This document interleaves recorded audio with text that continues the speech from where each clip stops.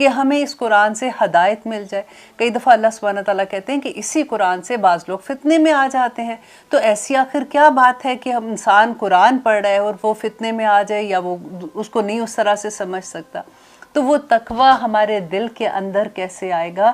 آج ہم پوری کوشش کریں گے کہ آج کے پروگرام کے اینڈ تک ہمارے اندر ایٹ لیسٹ تقوی کا خواہش جاگ جائے کہ یا رب العالمین ہمارے اندر اس لیول کا تقوی آ جائے جو اولیاء کا تقوی ہوتا ہے۔ الحمدللہ۔ اچھا، تقوی کا پہلا لیول ہے، اس کے 3 لیول ہیں، آپ یہ سمجھ لیجئے۔ فرسٹ لیول یہ ہے کہ انسان جو ہے وہ اللہ سبحانہ تعالیٰ کی جو عبادات ہیں اس میں وہ اللہ کا تقوی کیا ہوتا ہے؟ اللہ کا ڈر، اللہ کی خشیت، کہ اللہ سبحانہ تعالیٰ ایک لفظ میں اگر یہ کہو کہ اللہ جو ہے وہ ہمیں سارا وقت دیکھ رہا ہے، اللہ علی کل شیء قدیر ہے، اللہ بصیر ہے، جیسے اللہ کے ایٹریبیوٹس ہیں، اس طرح سے کہ اللہ سبحانہ تعالیٰ کا ڈر انسان کے اندر ہو کہ اگر میں کوئی غلط کام کروں گا جس سے اللہ نے منع کیا ہے تو اس کی سزا بہت بڑی ہوگی، آخرت کا ڈر انسان کے اندر ہو جائے۔ تو پہلا لیول تو یہ ہے، کیونکہ ہم کلمہ گو ہیں، کہ پہلا لیول یہ ہے کہ انسان عبادات میں اللہ کا تقوی اختیار کرتا ہے۔ وہ نمازیں بھی پوری پڑھے گا، وہ روزے بھی پورے رکھ لے گا، وہ زکوٰۃ بھی دے دے گا، اس میں بھی ڈرے گا کہ میری زکوٰۃ کی کم نہ ہو جائے، وہ حج وغیرہ میں اور ان چیزوں میں وہ کافی پکا ہو جاتا ہے، لیکن وہ معاملات میں ڈنڈی مار جاتا ہے۔ ایسا نہیں ہے کہ معاملات نہیں کرتا، لیکن اس میں کمی کر دیتا ہے، اس کو اتنا اس کو 100% اس کے اندر وہ جذبہ نہیں ہوتا کہ میں ہر چیز سے بچوں اور میں جنت میں کسی طرح سے چلا جاؤں۔ بس اس کو یہ ہوتا ہے کہ ٹھیک ہے میں نیکی کا کام کر رہا ہوں، بس اتنا کام تو کر لیا نا، ضروری نہیں کہ میں ہر جگہ تو نہیں کر سکتا ہوں نا، انسان کے لیے یہ نہیں ہے وہ نہیں ہے، جو ایسے کویسچنز ہوتے ہیں۔ اب دیکھیں ان تینوں درجوں میں آپ نے کسی کے بارے میں نہیں سوچنا، آپ صرف اپنی ذات کو وہاں پہ رکھ کے دیکھیے کہ میں اس میں سے کون سے لیول پہ آتی ہوں یا آتا ہوں۔ اب دیکھیے پہلا لیول وہ ہے جو عبادات میں پکے ہوتے ہیں لیکن معاملات میں ان کی کمی ہو جاتی ہے۔ یہ وہ لوگ ہیں جن کے بارے میں اللہ سبحانہ تعالیٰ نے کہا کہ اللہ چاہے گا تو ان کو معاف کر دے گا اور وہ چاہے گا تو ان کو سزا دے گا، اور آخر کار وہ اپنی سزا بھگت کر دوزخ میں وہ دوزخ سے نکال لیے جائیں گے اور وہ جنت میں داخل ہو جائیں گے۔ ربنا لا تجعلنا منہم، یا اللہ ہمیں ان میں شامل نہ کرنا، کیونکہ یہ بہت تکلیف دہ چیز ہے، کیونکہ ہم تو اتنی سی آگ ایک ہماری وہ کہتے ہیں نا ایک یہاں پہ بھی لگ جاتی ہے تو اس کی بھی تکلیف 2 دن نہیں جاتی، کہاں دوزخ کی یاد اللہ نہ کرے۔ اچھا، یہ وہ متقی ہیں جو پہلا درجہ ہے۔ اب سیکنڈ درجہ کس کا آتا ہے کہ اللہ سبحانہ تعالیٰ کہتے ہیں کہ سیکنڈ درجے میں وہ لوگ ہیں کہ جو اللہ کی عبادات میں بھی پکے ہوتے ہیں اور جو معاملات میں بھی جو کبیرہ گناہ ہیں ان سے بچتے ہیں، رائٹ؟ غور سے سنیے گا کہ کبیرہ گناہوں سے وہ ضرور اجتناب کرتے ہیں، جیسے شراب ہے، جوا ہے، فحاشی کرنا ہے، ایسی محفلیں جہاں پہ ڈانس اور پارٹی اور گانے وغیرہ ہوتے ہیں وہاں پہ جانے سے اجتناب کرتے ہیں، تو یہ کبیرہ گناہ ہو جاتے ہیں نا، تو وہ وہاں پہ نہیں جاتے ہیں، ایسی محفلوں میں نہیں جاتے اور خود سے بھی انوالو نہیں ہوتے ہیں، تو یہ وہ سیکنڈ درجہ آتا ہے۔ لیکن وہ جو صغیرہ گناہ ہوتے ہیں نا اس میں وہ تھوڑا سا لائٹ ہو جاتے ہیں، جیسے ان کو لگتا ہے کہ یہ اتنی بگ ڈیل نہیں ہے۔ تو اب ان کے بارے میں اللہ سبحانہ تعالیٰ کیا کہتے ہیں سورۃ النساء میں کہ اگر تم بڑے گناہوں سے بچو گے تو جن سے تمہیں منع کیا گیا ہے تو ہم تم سے تمہارے چھوٹی برائیاں دور کر دیں گے۔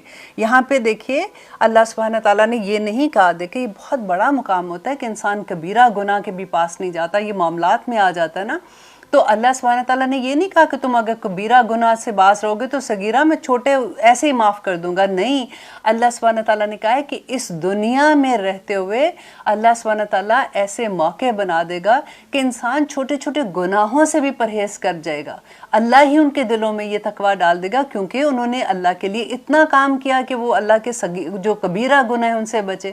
اور دوسرا اس کی ڈیٹیل میں پڑھی تھی، ابو ہریرہ رسول اللہ صلی اللہ علیہ وسلم سے کہتے ہیں کہ ایک نماز دوسری نماز سے، ایک جمعہ دوسرے جمعے سے، ایک رمضان دوسرے رمضان کے درمیان جو وقت ہوتا ہے اس میں جو ہمارے گناہ ہو جاتے ہیں اس کا کفارہ ہو جاتا ہے، الحمدللہ۔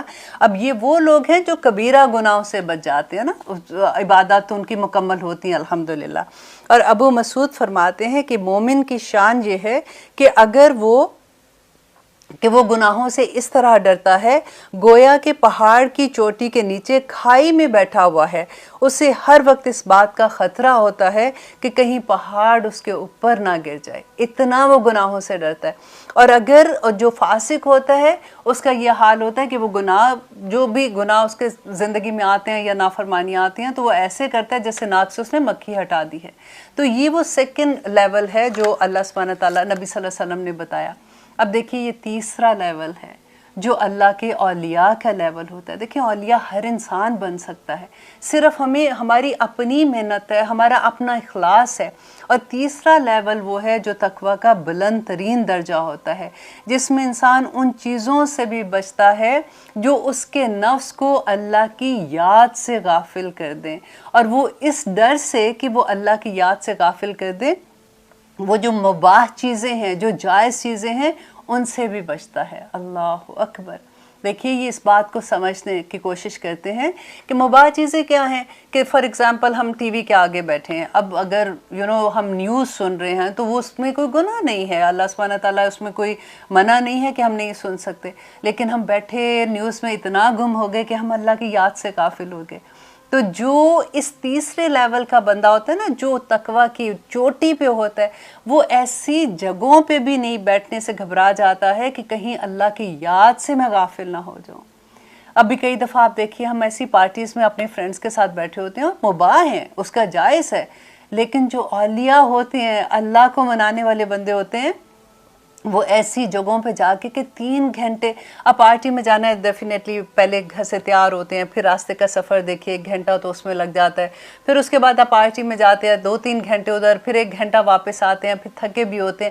تو آلموسٹ یہ 4-5 گھنٹے کا ایک آپ سودا کر دیتے ہیں اپنے وقت کا. تو اس میں اللہ سبحانہ تعالیٰ کی یاد سے اگر غافل وہ چیز کر دیتی ہے، تو جو اولیاء ہوتے ہیں، جو اللہ کے بندے ہوتے ہیں نا، وہ اس وقت سے بھی ڈرتے، اس جگہوں پہ جانے سے بھی اپنی اجتناب کرتے ہیں.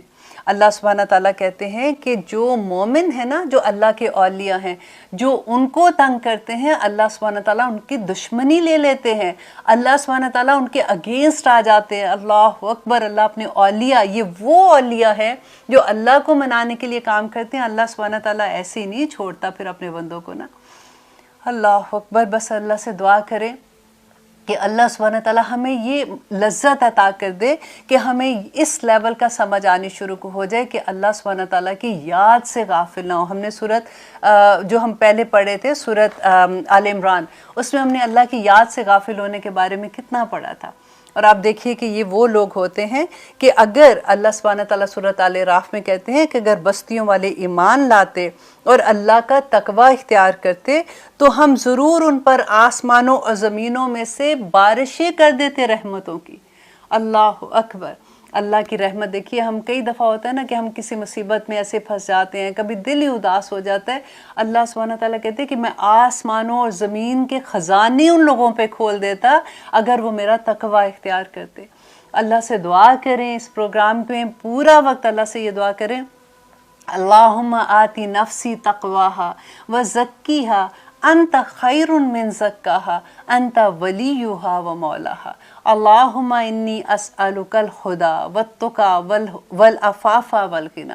یا رب العالمین ہمیں اپنا تقویٰ اختیار کرنے کی توفیق عطا کر. ہمیں سب سے پہلے تو دیکھیں سمجھ آئے کہ تقویٰ ہے کیا، کیونکہ پوری صورت میں جب اتنی دفعہ ہم یہ پڑھتے ہیں اللہ کا تقویٰ، اللہ کا تقویٰ، آخر وہ تقویٰ کیا ہے، ہمیں اس کی ریچ تک پہنچنا کیسے ہے. اللہ سبحانہ تعالیٰ نے دیکھیں نبی صلی اللہ علیہ وسلم کی پوری زندگی تقویٰ تھی. اور اب ہم پوری کوشش کریں گے کہ ہم ایسے کاموں سے پرہیز کریں جو اللہ کے احکامات سے دور ہمیں کر دیں، جو اللہ کی یاد سے ہمیں غافل کر دیں. اللہ سبحانہ تعالیٰ کہتے ہیں نا کہ جس سے وہ پھر محبت کرتے ہیں، وہ متقی لوگ جس سے اللہ محبت کرتے ہیں، تو اللہ سبحانہ تعالیٰ جبرائیل علیہ السلام کو بلا کے کہتے ہیں، جبرائیل میں اس بندے سے محبت کرتا ہوں، تو بھی اس سے محبت کر. اللہ اکبر. اللہ محبت کرتا ہے. جبرائیل علیہ السلام آسمان کے فرشتوں کو کہتے ہیں کہ میرا رب اس بندے سے محبت کرتا ہے. وہ آسمان کے فرشتوں کی گونج زمین کے فرشتوں کو سنائی سنائی دیتی ہے، اور وہ اس کے ارد گرد جو انسان کے لوگ ہوتے ہیں نا، وہ ان کو القاء کر دیتے ہیں کہ اس بندے سے محبت کرو کیونکہ رب اس سے محبت کرتا ہے۔ آپ دیکھیں کئی دفعہ ایسے نہیں لگتا کہ کبھی کوئی آپ دیکھتے ہیں، آپ کہتے ہیں کہ میں تو اس کو جانتا بھی نہیں ہوں، یہ کیسے مجھ سے اتنی محبت کر رہا ہے، یہ کیسے مجھ سے اتنی پیار سے بات کر رہا ہے۔ ایکچولی اللہ آپ سے محبت کرتا ہے۔ ہم اس محبت کو حاصل کرنے کے لیے کیسی کیسی چیزیں کرتے ہیں، نیم برانڈ چیزیں پہنتے ہیں، مہنگے مہنگے شوز پہنیں گے، مہنگے پرس لیں گے، مہنگے جوڑے پہنیں گے کہ لوگوں میں ایکسیپٹنس ہو جائے، لوگ سمجھے واو اس نے یہ کیا تھا۔ آپ اللہ کا تقویٰ لے لیں، اللہ وہ واو لوگوں کی آنکھوں سے، ان کی زبان سے، ان کے رویوں سے کر دے گا۔ اللہ اکبر۔ اللہ سے بس دعا کرتے ہیں ہم سب مل کے کہ اللہم آتی نفسی تقواہا۔ آمین ثم آمین۔ لیتے ہیں ایک چھوٹی سی بریک، دیکھتے ہیں کہ آگے اللہ سبحانہ تعالیٰ ہمیں کیا فرماتے ہیں۔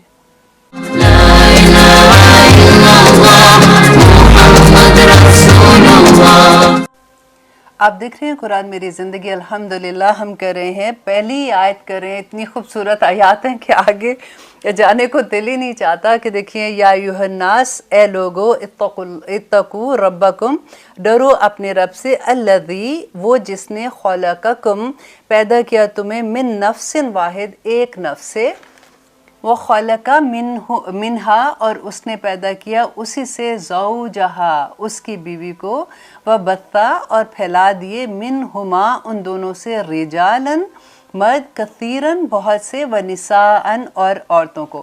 اب یہاں پہ دیکھیے کہ اللہ سبحانہ تعالیٰ کہہ رہے ہیں کہ اے لوگو جو، اب دیکھیے کئی دفعہ ہوتا ہے نا کہ آپ نے ڈارون کی تھیوری پڑھی ہے، یا پھر ہم پڑھتے ہیں کہ کبھی کبھی ایسے اگر گوگل کر رہے ہوتے ہیں تو کہتے ہیں کہ جی وہ بندروں سے انسان بنے تھے۔ تو یہاں پہ اللہ سبحانہ تعالیٰ ساری چیزوں کے بارے میں کہتے ہیں کہ دیکھو تم کوئی بندر کی اولاد نہیں ہو، تم کسی تھیوری کی وجہ سے تم ایسے نہیں پیدا ہو گئے ہو، تمہیں ایک نفس آدم علیہ السلام سے پیدا کیا، اور آدم علیہ السلام کی پسلی سے ان کی بیوی کو پیدا کیا۔ دیکھیں کہا نا، وَخَلَقَ مِنْهَا، اور اس نے پیدا کی اس سے، زوجہا، اس کی بیوی کو۔ اور آدم علیہ السلام کی پسلی سے جب زوجہ کو ان کی پیدا کیا تو کہتے ہیں کہ عورت جو ہے نا وہ پسلی سے کیونکہ پیدا ہوئی ہے وہ ٹیڑھی ہوتی ہے، اس کو سیدھا کرنے کی کوشش نہ کرو۔ یہ سارے آدمیوں کو ایک پیغام ہے کہ ان کو سیدھا کرنے کی کوشش نہ کرو، وہ ٹوٹ جائیں گی، ان کو ویسے ہی رہنے دو، وہ بڑی اچھی ہیں، ایسے ہی ہیں جیسے اللہ سبحانہ تعالیٰ نے ان کو پیدا کیا ہے۔ وَمِنْهَا زَوْجَهَا، اور اسی سے اس کی بیوی کو، وَبَثَّ مِنْهُمَا رِجَالًا كَثِيرًا وَنِسَاءً، اور اسی سے ان کی بہت سے آدمی اور عورتیں پیدا کی۔ دیکھیے آج ہم جو پورے کے پورے لوگ ہیں نا، پوری کائنات وہ ایک ہی کنبہ ہے، ایک آدم علیہ السلام کی اولاد ہے۔ نبی صلی اللہ علیہ وسلم کا آخری خطبے میں انہوں نے کہا تھا کہ کسی عربی کو اجمی پر، کسی اجمی کو عربی پر، کسی گورے کو کالے پر، اور کسی کالے کو گورے پر کوئی فضیلت نہیں ہے، اور فضیلت جو کسی بھی انسان کو دوسرے پر ہے وہ صرف اس کے تقویٰ کی وجہ سے ہے۔ اللہ اکبر۔ اور آگے دیکھیے کہ ہم کس طرح سے وہ ذاتوں کو لے کے، ہم جب اب تو الحمدللہ اب باہر جو لوگ آ گئے ہیں ان میں تو پھر بہت بہتری آ گئی ہے، لیکن ذاتوں پہ لڑتے ہیں، برادریوں پہ لڑتے ہیں، شہروں پہ، لاہور کا، کراچی کے، چھوٹی چھوٹی چیزوں پہ کس طرح سے ہم لوگ فرق کرتے ہیں، کیسے گورے رنگ کو کالے رنگ پہ فرق کرتے ہیں، کیسے عربی کو کہ وہ تو وہ لوگ خالص عربی ہیں، اور کیسے اجمی کے ساتھ ان کو کمپیئر کرتے ہیں۔ اللہ سبحانہ تعالیٰ نے یہ بتا دیا کہ سارے کے سارے تم ایک ہی آدم علیہ السلام کی اولاد ہو۔ اسی لیے اللہ سبحانہ تعالیٰ آگے کہتے ہیں پھر کہ وَاتَّقُوا اللَّهَ، اللہ سے ڈر جو، الذی، وہ جو، تساءلون، تم ایک دوسرے سے سوال کرتے ہو، بہی، اس کے واسطے سے، کہ وہ کون سے سوال کرتے ہیں؟ جیسے کبھی کوئی ظلم کرتا ہے نا تو کہتے ہیں کہ خدا کا واسطہ ایسے نہ کرو، کہ اللہ کا واسطہ دے کر جس کے ساتھ تم ایسے کرتے ہو تو اس اللہ سے ڈر جاؤ، والارحام، اور رشتے کاٹنے سے۔ دیکھیں وہ وَاتَّقُوا، دیکھیں ایک ہی سینٹنس میں 2 دفعہ یہ لفظ آیا ہے۔ جب تک ہم اللہ سے نہیں ڈریں گے تو ہم رشتہ داریاں بھی نہیں نبھائیں گے۔ ارحام دیکھیں وہ اللہ سبحانہ تعالیٰ نے کہا کہ جو رشتے کاٹتے ہیں نا، رحم جو ہے وہ قیامت کے دن نبی صلی اللہ علیہ وسلم نے کہا کہ اللہ کے عرش کے نیچے لٹک جائے گا، اور وہ دہائی دے گا کہ یا رب العالمین، ان لوگوں نے دنیا میں مجھے کاٹا تھا تو آج ان کو تو جنت میں نہ بھیج۔ تو اس لیے اتنا ضروری ہے۔ دیکھیں ایک تو وہ ہوتا ہے نا کہ میرا فلاں رشتہ دار وہ میرے سے اچھا، میں اس سے اچھا، تو بات ختم، ہم دونوں ہی ایک دوسرے کے ساتھ اچھے ہیں۔ सुलह रहमी क्या होती है कि अगर कोई आपके साथ अच्छा नहीं है लेकिन आप उसके साथ अच्छा करते हैं, देखिए आपने तो अपना जवाब देना है ना, हमने अल्लाह सुब्हानहू तआला को अपने अमल का जवाब देना है। तो अल्लाह सुब्हानहू तआला से दुआ करें कि अल्लाह सुब्हानहू तआला हमें रिश्तों की पहचान दे। देखिए सबसे पहले इरहाम में आप देखें ये रिश्ते कौन से आते हैं, एक माँ बाप हैं, जैसे फॉर एग्जांपल आप एक ट्री की तरह देख लीजिए कि एक जड़ें हैं जैसे एक ट्री की, वो आप देखिए उसके माँ बाप है, फिर तना आप देखिए, फिर बच्चे पैदा होते हैं ना, जैसे बहन भाई हैं वो हैं, और फिर उसमें शाखें हैं, जैसा फिर बहन भाइयों की शादी होती है और उनकी औलादें आ जाती हैं, तो ये बेसिकली ख़ानदान हो जाता है। फिर रहम के साथ क्योंकि माँ बाप जुड़े होते हैं ना, तो माँ की जो फैमिली के साथ है, जैसे आपकी खालाएँ हैं, आपके मामू हैं, फिर उनकी औलादें आ जाती हैं, नाना नानी आ जाते हैं, और फिर दूसरी तरफ अगर बाप के रिश्ते में देखो तो आपका दादा दादी हैं, और फिर आपकी फूफियाँ हैं, फिर आपके चचा ताया आ जाते हैं, और फिर उनकी औलादें आ जाती हैं। ये जब मैंने आयत पहली दफ़ा पढ़ी थी मैं इतना डरी थी कि मैंने बाकायदा एक ट्री बनाया था, और मैंने उसमें सारे लोगों के पहले एक दायरे में जो हमारे सबसे पहले देखिए सबसे ज़्यादा हक जो है ना वो आपका जो आपका सबसे पहला ट्री है ना, पहला आपका ख़ानदान का है कि आपके बहन भाई हैं, उनकी औलादें और उनके स्पाउसेस हैं, जो भी अज़वाज हैं उनका है। फिर उससे बड़ा ट्री एक दूसरा दायरा आता है जिसमें वो खाला आ जाती हैं और मामू, और फिर चचा ताया वगैरह और फूफियाँ आ जाती हैं। तो जब आप बनाते हैं तो आपको एहसास होता है कि क्योंकि हम लोग इतनी दिनों से बाहर रहते हैं, कई रिश्तों में कई बच्चों के नाम भी भूल जाते हैं कि उनके क्या नाम थे, अच्छा उनके कितने बच्चे थे। फिर इतना मज़ा आता है आप वो ट्री, अब आज आप जब आप फारिग होंगे तो आप ज़रूर वो ट्री बना के देखिएगा कि ये अल्लाह का हुक्म है। देखिए एक तो होता है ना कि अल्लाह सुब्हानहू तआला कहते हैं देखो ये कर लो, ऐसे कर लो, ये अच्छी बात है, ये अच्छी बात नहीं। यहाँ पे अल्लाह सुब्हानहू तआला हुक्म दे रहे हैं कि आप अपने रिश्तेदारों के साथ कता ताल्लुकी नहीं कर सकते हैं। तो इसी तरह से जब आप बनाएंगे तो आपको एहसास होगा कि यहाँ पे ये आयत क्यों आ गई है, क्योंकि आगे अल्लाह सुब्हानहू तआला जो सारे अहकामात दे रहे हैं उनके साथ इसका कितना ज़रूरी है जानना। क्योंकि तकवा नहीं होगा तो फिर हम ऐसे नहीं करेंगे ना, क्योंकि फिर हम कहेंगे वो मेरे साथ बुरा तो मैं उसके साथ बुरी थी, उसने मेरे साथ ऐसे किया था इसलिए मैंने। देखिए जब घरों में शादियाँ होती हैं ना तो ये तभी बंदा खुलता है, क्योंकि पाकिस्तान में तो ये होता था जब शादियाँ होती है कि वो रिश्तेदार नाराज़ है, चलो जी उसको मनाने चले जो उसने कहा तुम मेरी दफ़ा नहीं आए थे, अब मैं तुम्हारी दफ़ा नहीं आऊँगा, मैंने ये नहीं किया। अगर एक भाई नाराज़ है तो तुम उसकी पार्टी में गए थे तो फिर अब मैं नहीं आऊँगा। तो किस तरह से हम इन रिश्तों को काटते हैं। अब अगर हमारे अंदर अल्लाह का तकवा होगा ना, सिर्फ अल्लाह की मोहब्बत होगी और हम हर काम अल्लाह की ही खातिर करेंगे, फिर हमें इन चीज़ों की परवाह भी नहीं रहेगी। फिर ये वो तकवा का लेवल आ जाएगा जो सबसे ऊपर वाला लेवल है। फिर वही अल्लाह सुब्हानहू तआला फिर उस बंदे के लिए खुद अपनी लड़ाइयाँ अल्लाह सुब्हानहू तआला करते हैं। फिर अल्लाह सुब्हानहू तआला कहते हैं कि वल अरहाम और रिश्तेदारों को काटने से इन्नल्लाह बेशक अल्लाह काना है अलैकुम तुम पर रकीबा, बेशक अल्लाह तुम पर निगरान है। देखिए रकीब पता है किस निगरान को कहते हैं, जिसकी नज़र गर्दन पे होती, मतलब इतना शार्प और इतना क्लोज होता है कि उसकी नज़र उधर होती है। तो यहाँ पे अल्लाह सुब्हानहू तआला कहते हैं कि बेशक अल्लाह सुब्हानहू तआला वही बात कि तुम्हें देख रहा है, तुम्हारा निगरान है, तुम जो कुछ भी कर रहे हो।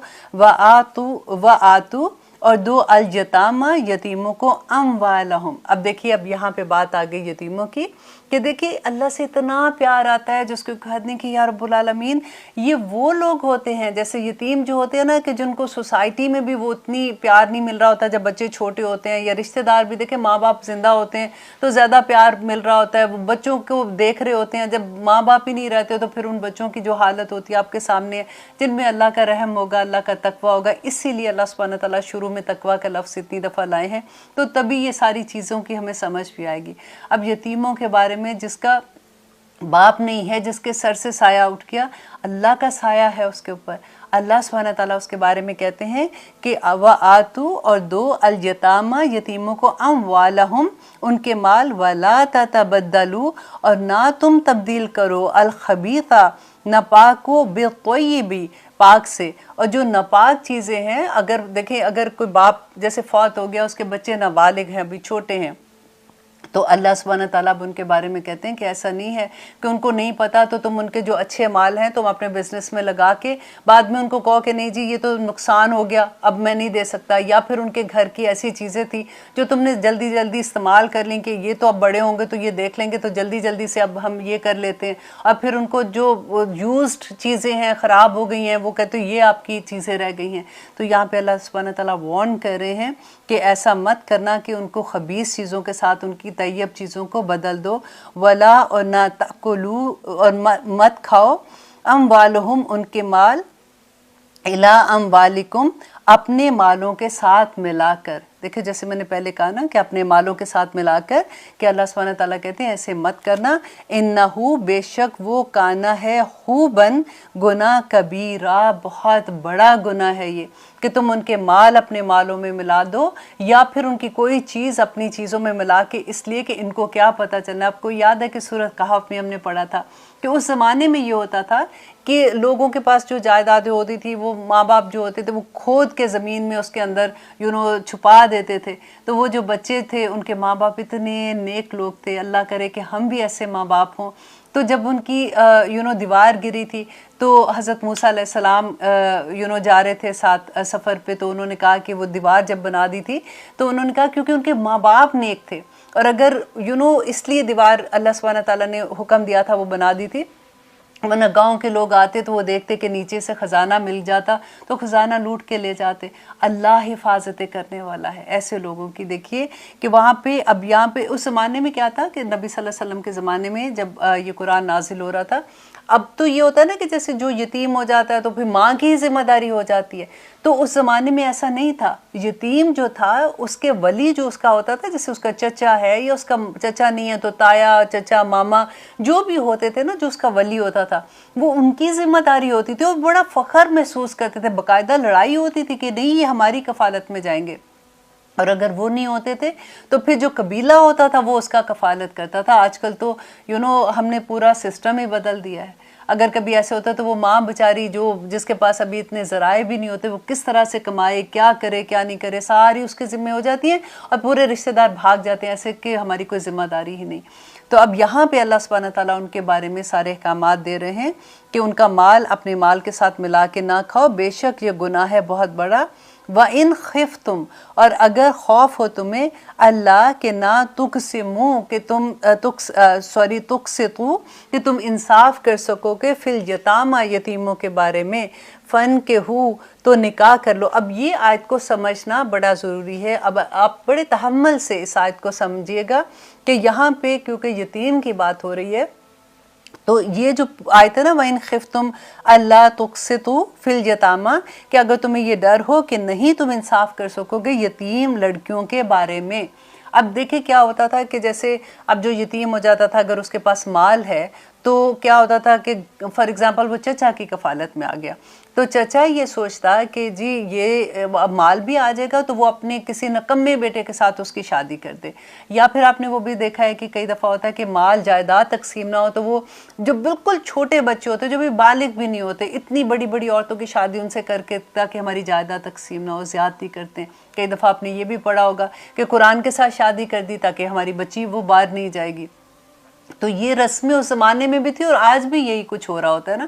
تو اللہ سبحانہ تعالیٰ یہاں پہ اسی کے بارے میں کہہ رہے ہیں کہ اگر تمہیں یہ ڈر ہو کہ تم انصاف نہیں کر سکیں گے، کیونکہ یہ بہت بڑا گناہ ہے نا، گناہ کبیرہ، اس کی وجہ سے تم دوزخ میں جاؤ گے، تو اگر تمہیں یہ ڈر ہے کہ انصاف نہیں کر سکو گے، فَانْكِحُوا تو نکاح کرو مَا طَابَ لَكُمْ اس سے جو پسند آ جائیں تم کو، مطلب باہر جو لڑکیاں جو عورتیں تمہیں پسند آتی ہیں، کیونکہ نکاح کی ایک بہت بڑی شرط یہ بھی ہے کہ پسند آنا چاہیے، ایسے نہیں کہ تم مال کی محبت میں ان سے شادی کر رہے ہو، تو جو تمہیں پسند آ جاتی ہے من النساء عورتوں میں سے، مثنا دو دو و ثلاثہ تین تین یا رباع اور یا چار چار۔ یہ پہلا مقام ہے اور ایک ہی مقام ہے قرآن پاک میں جہاں پہ یہ تعداد کا ذکر ہے، تعداد کا ذکر کیا گیا۔ اس کی اب انشاءاللہ آگے جہاں پہ بھی اس کے پوری ڈیٹیل آئے گی، سورۃ طلاق میں بھی آتی ہے انشاءاللہ اور آگے بھی، تو میں اس کے بارے میں آپ کو بتاؤں گی کہ اس میں کیا حکمت تھی اللہ سبحانہ تعالیٰ نے۔ یہ جو دیکھیے یہاں پہ ایک بات آپ اچھے سے سمجھ لیں کہ یہ حکم نہیں ہے اللہ سبحانہ تعالیٰ کا کہ یہ 4 شادیاں کرنا یا 3 یا 2 شادیاں کرنا. یہ اس زمانے میں جب یہ آیت نازل ہوئی تھی نا تو عربوں میں یہ رواج ہوتا تھا, وہ بہت بہت شادیاں کر لیتے تھے. آپ کو یاد ہے داؤد علیہ السلام کا جب قصہ پڑھتے ہیں تو داؤد علیہ السلام کی 100 بیویاں تھیں. اس کے علاوہ جو مشرکین مکہ تھے وہ تو ان کی بے شمار بیویاں ہوتی تھیں. اگر آپ نے شہزادوں کی ہسٹری اگر آپ دیکھتے ہو تو وہ حرم میں اتنی عورتوں سے نکاح کر کے رکھا ہوتا تھا, پھر پتہ ہی نہیں ہوتا تھا کہ کون عورت کہاں ہے, اور اس کا کسی کا حق نہیں دیا جاتا تھا. عورتوں کو غلامی کی طرح نکاح کر کے ان کو غلاموں کی طرح بس چھوڑ دیا جاتا تھا اور کسی کو اس کا حق نہیں دیا جاتا تھا. اللہ سبحانہ تعالیٰ نے اسلام میں اس پہ حد لگا دی کہ 4 سے زیادہ شادیاں نہیں کر سکتے ہو, اور اس کے پھر ریزن بھی. اب آگے دیکھیے کہ اللہ سبحانہ تعالیٰ کیا کہتے ہیں کہ فَإِنْ خِفْتُمْ, اگر ڈر ہو تم کو اللہ کہ نہ تعدلوا, کہ تم عدل کر سکو گے, فواحدتاً, تو ایک ہی کافی ہے. اس کو بڑا سا انڈر لائن کر دیں کیونکہ یہ بھول جاتے ہیں اس بات کو, جب کبھی بحث کرتے ہیں نا تو پھر اس بات کا بتانا بھول جاتے ہیں کہ فواحدتاً. نبی صلی اللہ علیہ وسلم نے کہا تھا کہ وہ لوگ جو عدل نہیں کرتے قیامت کے دن ایسے اٹھیں گے جیسے فالج زدہ بندہ اٹھتا ہے, اس کی ایک سائڈ فالج زدہ ہوگی اور وہ اتنی تکلیف سے اٹھے گا اور اس کا بڑا عذاب ہوگا اس کے اوپر. تو اور آگے کہتے ہیں او ما ملکت ایمانکم, یا جن کے مالک ہوئے دائیں ہاتھ, مینس ہماری لونڈیاں, ذالکا, یہ ادنا, زیادہ قریب ہے, اللہ کے نہ تعولو, کہ تم ناانصافی کرو. کہ ناانصافی دیکھیں نہیں کر سکتے نا آپ نے. اب ایک آدمی, آپ دیکھیں ایک آدمی ہے, اس کے فار ایگزامپل اس کی 2 بیویاں ہیں یا 3 بیویاں, تو ڈیفینیٹلی ان میں سے اولاد بھی ہوگی. پھر اولاد ہے تو ڈیفینیٹلی اولاد کی آگے خرچے بھی ہوں گے, ان کے سکول ہیں, ان کی بیماریاں بھی, ان کی خوشیاں بھی, اور پھر آگے سارا اتنے گھروں کا خرچہ چلانا. اور آدمی ایک اگر آدمی ہے تو اسلام میں عورت کا تو نہیں ہے ایسے نا کہ وہ اس پہ کوئی ذمہ داری نہیں ہے کہ کمائے گی, کمانا تو آدمی نے ہے. تو پھر وہ اگر انصاف دیکھے, اگر جتنا ایک بیوی کو خرچہ دیا اتنا ہی دوسری کو, ایک بچے کا جتنا کرے اتنا ہی دوسرے بچے کو, اس کی بیٹی کو جتنا اتنا ہی اس ماں کی بیٹی کو, جتنا اس بیٹے کو کاروبار کے لیے دیا اتنا ہی اس کو دے گا. تو اتنا عدل کہاں سے کر سکیں گے؟ تو پھر اللہ سبحانہ تعالیٰ نے آگے کہا کہ ایک ہی, فواحدتاً, تو ایک ہی کافی ہے, اور زیادہ قریب ہے اس سے کہ تم ناانصافی کرو, کہ یہ زیادہ قریب ہے اس سے کہ تم ناانصافی کرو. تو اس لیے ایک ہی بیوی کافی ہے. لیتے ہیں چھوٹی سی بریک, پھر انشاءاللہ دیکھتے ہیں اللہ سبحانہ تعالیٰ آگے کیا فرماتے ہیں.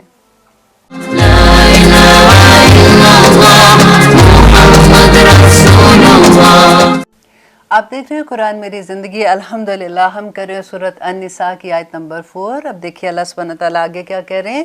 وَآتُوا النِّسَاءَ, اور دو عورتوں کو, صَدُقَاتِهِنَّ, مہر ان کے, نِحْلَةً, خوش دلی سے. اب دیکھیں یہاں پہ بات ہو رہی ہے مہر کی. مہر نکاح کا لازمی حصہ ہے, اس کے بغیر نکاح نہیں ہوتا. آدمی کو نکاح میں مہر دینا ہوتا ہے. اور اس میں دیکھیں آپ نے سنا ہوگا وہ کہتے ہیں جی شرعی مہر, اس کا کہاں سے یہ بات آئی ہے, کون سی حدیث میں انہوں نے یہ پڑھا ہے؟ کیونکہ نبی صلی اللہ علیہ وسلم نے خود جو مہر دیا تھا وہ 500 درہم ان کو چاندی حق مہر میں دی تھی, جو کہ 187 تولہ بنتی ہے. تو یہ کہاں سے یہ بات آئی, یہ سمجھ نہیں آئی ہے کہ جو لوگ کہتے ہیں جی دیکھیں جب جہیز دینا ہے تو اس وقت تو اتنی چیزیں مانگتے ہیں جس کی کوئی حد نہیں, کہ یہ ایسے ویسے. تو جب دینے کی باری آتی ہے, مہر دینے کی باری آتی ہے, تو شرعی مہر ان کو یاد آ جاتا ہے. اور یہ میں سوچ رہی تھی کہ ایسا ہو سکتا ہے کہ کسی زمانے میں چاندی کی قیمت ایسے ہو کہ جیسے شروع میں تو سونا بھی اتنا مہنگا نہیں ہوتا تھا آج کے حساب سے اگر کمپیئر کرو, تو کبھی ایسا ہوا ہوگا میں بھی 3200 روپے کا کچھ اتنا تولہ بن گیا ہوگا, تو وہ اس وقت سے پھر وہ بات چلی ہے. لیکن آج کے زمانے سے اگر آپ لیتے ہیں تو یہ اس کا کوئی بھی وجود نہیں ہے. قرآن پاک میں اللہ سبحانہ تعالیٰ نے کہا کہ اگر آدمی کی حیثیت قنطار ہے, مطلب سونے کا پہاڑ جتنی ہے, تو وہ اتنا بھی دے سکتا ہے. اس میں کوئی شرط نہیں ہے کہ اتنی, آدمی کی حیثیت پہ ہے کہ وہ کتنا مہر دے گا. تو یہاں پہ وہی اللہ سبحانہ تعالیٰ نے کہا کہ دو عورتوں کو مہر ان کے خوش دلی سے دو. فَإِن تِبْنَا, پس اگر وہ تبنا خوشی سے دے دے, لکم تمہیں, انشین کوئی چیز, من ہو اس میں سے, نفسن خود ہی, اور اگر وہ اپنی دل کی خوشی سے تمہیں معاف کر دیتی ہیں یا پھر اس مہر میں سے کچھ رقم سے تمہیں کوئی تحفہ دیتی ہیں, تو فَقُلُوهُ, تو کھاؤ اسے حنیئن خوشی سے، مریا اور خوشگوار سمجھ کر اس کو لے لو، کہ اس میں کوئی ایسی نہیں ہے کہ آپ سوچو کہ نہیں یہ تو مہر کی رقم تھی میں نے نہیں لینی ہے۔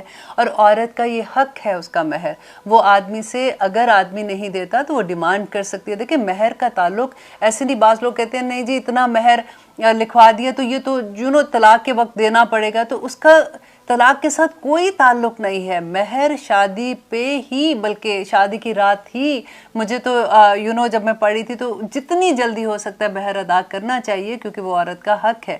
اور آگے کہتے ہیں اللہ سبحانہ تعالیٰ وَلَا تُؤْتُوا، اور نہ تم دو السفہاء ندانوں کو اموالکم مال اپنے، التی وہ جو جعل اللہ بنایا اللہ نے، لکم تمہارے لیے، قیامن زندگی گزارنے کا ذریعہ، ورزقوہم تو رزق دو انہیں، فیہا اس میں، وکسوہم تو پہناؤ انہیں، وقولو اور کہو، لہم ان سے، قولا معروفا اور ان سے بات کرو بھلی۔ اب یہاں پہ دیکھیے کہ سیکنڈ چیز جو اللہ سبحانہ تعالیٰ پھر سے واپس یتیم کے بارے میں بات کر رہے ہیں، کہ یتیم جو ہیں اگر وہ چھوٹے بچے ہیں، ابھی ان میں سمجھ نہیں ہے نا، تو ان کے مال ان کو نہ دو اس وقت تک، کیونکہ یہ مال ان کی زندگی گزارنے کا ذریعہ ہے۔ یہ ولی کو کہا جا رہا ہے نا، ان کے جس کے پاس ان کا مال اب آ گیا ہے، تو اس مال میں سے ان کو رزق دو، جیسے ان کے کھانے پینے کا بندوبست کرنا اس میں، اور ان کے کپڑے پہنانے کا، اور ان سے اچھی بات کہو۔ کئی دفعہ دیکھیں یہ بھی ہوتا ہے کہ جو ولی ہوتا ہے نا، اگر کبھی بعض لوگ ہی سکھا دیتے ہیں کہ دیکھو وہ تمہارے باپ کا مال تھا، اس میں سے وہ کھا رہا ہے یا کچھ ہے، تو وہ اگر کبھی ایسا ہوتا ہے کہ غصے سے بات کرتے ہیں تو اللہ سبحانہ تعالیٰ ان کو کہتے ہیں کہ نہیں، ان سے بھلی بات کہو، ان سے اچھا سلوک کرو۔ اور پھر آگے کہتے ہیں وَابْتَلُوا، اور آزماتے رہو، الیتامى یتیموں کو، حتیٰ یہاں تک کہ اذا جب بلغوا وہ پہنچ جائے، النکاح نکاح کی عمر کو۔ ولی کو بتایا جا رہا ہے کہ جب تک ان کو دیکھتے رہو کہ ان میں شعور اتنا آ گیا ہے کہ وہ اپنے پیسوں کی حفاظت کر سکتے۔ ایسا نہیں ہے کہ تم کہو کہ میرے ذمے ختم کروں، میں کسی طرح سے پکڑاؤں انہیں، نہیں، آپ ایسے نہیں کر سکتے ہو۔ آگے اللہ سبحانہ تعالیٰ بڑی خوبصورت اگزامپل، جیسے ہوتا ہے نا ایک پکچر کریٹ کر دیتے ہیں اللہ سبحانہ تعالیٰ، تو یہاں پہ اللہ کہتے ہیں کہ ان کو آزماتے رہو یہاں تک کہ وہ پہنچ جائے نکاح کی عمر کو۔ فَإِن پس اگر آنستم پاؤ تم منہم ان میں، رشتہ بھلائی، سوجھ بوجھ، فادفعوا تو دے دو انہیں، علیہم انہیں، اموالہم تو ان کے مال پورے کے پورے ان کو واپس دے دو، ولا تأکلوها اور نہ کھاؤ انہیں، اسرافاً اسراف کرتے ہوئے، وبداراً اور جلدی جلدی کرتے ہوئے، ان یکبروا کہ وہ بڑے ہو جائیں۔ اب دیکھیے کہ کتنی خوبصورت بات ہے، اگر آپ غور کریں تو کیا ہوتا ہے، کبھی ایسا ہوتا ہے کہ کسی کے پاس کسی کا مال ہے، فار ایگزامپل میں ایک یتیم بچوں کی ایگزامپل آپ لے لیں، یا پھر ایسے کہ کوئی بوڑھا ہے آپ کے پاس نا، فار ایگزامپل کسی کی بڑے جیسے ہوتے ہیں ماں باپ میں سے کوئی بڑے ہیں، باقی بہن بھائی کہیں اور رہتے ہیں، ایک بھائی ہے بہن ہے جس کے پاس ذمہ داری ہے کہ وہ ان کے پاس رہتے ہیں، ان کا مال جو ہے بعض دفعہ لوگوں نے، جب میں سنتی ہوں تو رونگٹے کھڑے ہو جاتے ہیں کہ انہوں نے اس چکر میں کہ کہیں یہ فوت ہو جائیں گے تو جو مال بچے گا تو دوسرے بھائی بھی بیچ میں آ جائیں گے یا بہن بھائی آ جائیں گے، تو جلدی جلدی وہ مال کو ان پہ خرچ کرنا کہ جی ہم تو ان کا کھانا اس میں سے آیا تو ان کے ڈائپر اس میں سے آئے تو اس میں سے یہ ہو گیا تو خود بھی کھا رہے ہیں، تو جلدی جلدی وہ مال ختم کرنے کی کوشش کرتے ہیں۔ یہاں پہ اللہ سبحانہ تعالیٰ وہی بات یتیم کے بارے میں کہہ رہے ہیں کہ آپ کو یہ ڈر ہو کہ یہ جوان ہو جائے گا تو اس کو دینا پڑے گا، تو جلدی جلدی اس کا مال آپ خرچ کرنے کی کوشش کرو اور اس سے اپنی ضرورتیں زندگی پوری کرو۔ تو یہاں پہ اس کا منع کیا گیا ہے کہ وہ بڑے ہو جائے۔ وَمَنْ كَانَ اور جو کوئی ہو غنیًا غنی، فَلْيَسْتَعْفِفْ تو اس کو چاہیے کہ وہ اس سے بچے، کہ اگر تو وہ غنی ہے تو اس کو چاہیے، اگر وہ اتنا ہے کہ وہ اپنے مال جو ہے وہ اس سے اپنا خرچہ پورا کر سکتا ہے تو پھر یتیم کے مال میں سے کچھ نہ لے۔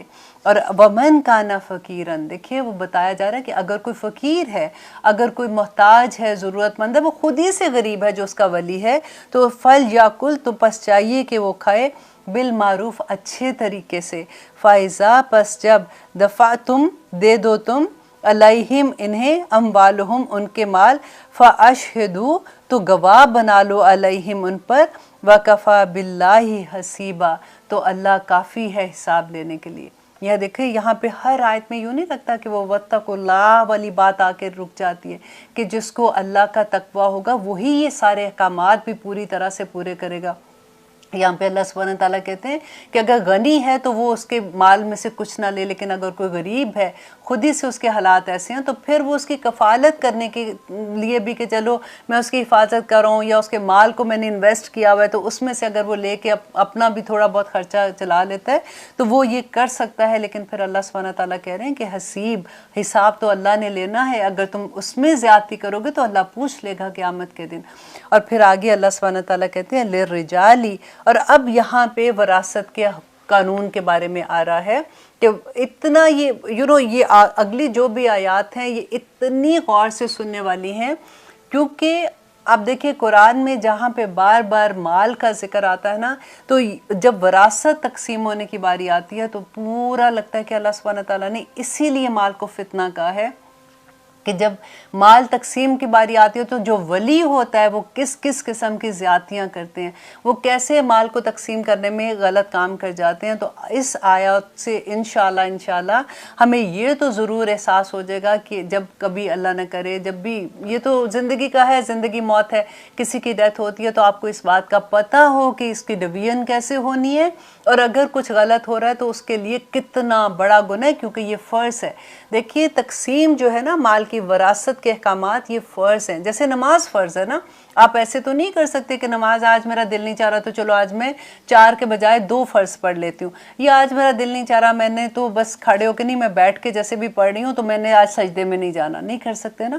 اسی طرح سے یہ جو وراثت کے احکامات ہیں نا یہ بھی فرض ہیں، ان کو جب اس کی اہمیت سمجھیں گے، اسی لیے وَاتَّقُوا اللَّهَ اللہ نے بار بار کہا تھا کہ جب ہم اس کی اہمیت سمجھ جائیں گے تو پھر ہمیں اتنا ڈر لگے گا، کیونکہ جیسے ان آیات کی سمجھ آتی ہے نا تو پھر فوراً دماغ میں آتا ہے کہ یا اللہ جب میری دادی فوت ہوئی تھی تو کیا ہوا تھا، جب میرے نانا فوت ہوئے تھے کیا ہوا تھا، جب میری امی فار ایگزامپل میری امی کی ڈیتھ ہوئی تھی، تو ہم وہ سارے سینیریوز آنکھوں کے آگے لاتے ہیں، پھر اللہ سے معافی مانگتے ہیں کہ یا اللہ ہمیں تو اتنی ڈیٹیل نہیں پتہ تھی، ہمیں معاف کرنا۔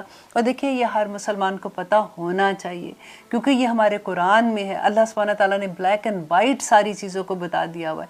اب یہ جو وراثت کا قانون ہے نا یہ بہت وسیع اس کا علم ہے، اور جتنا بھی ابھی جتنا ہمیں سمجھ آتی ہے قرآن سے اتنا تو ہم لیں گے، لیکن اگر اس سے زیادہ کسی کو کوئی بات پوچھنی ہوتی ہے تو پھر جو اس میں جنہوں نے زیادہ پڑھا ہوا ہے، سمجھا ہوا ہے، وہ پھر آپ ان سے بھی پوچھ سکتے ہیں۔ الحمدللہ اب یہاں پہ پہلا قانون آ رہا ہے وراثت کا کہ لِلرِّجَالِ مردوں کے لیے نصیب ایک حصہ، مما اس میں سے جو تارکہ چھوڑ جائیں، والدانی والدین، والاقربون اور رشتہ دار، وللنساء اور عورتوں کے لیے ہے نصیباً ایک حصہ، مما اس میں سے تارکہ چھوڑ جائیں، والدانی والدین، والاقربون اور قرابت دار۔ اب پہلی آیت میں اللہ سبحانہ تعالیٰ نے پہلے دیکھیے کہ عورتوں اور آدمیوں کو برابر کا حصہ بتا دیا۔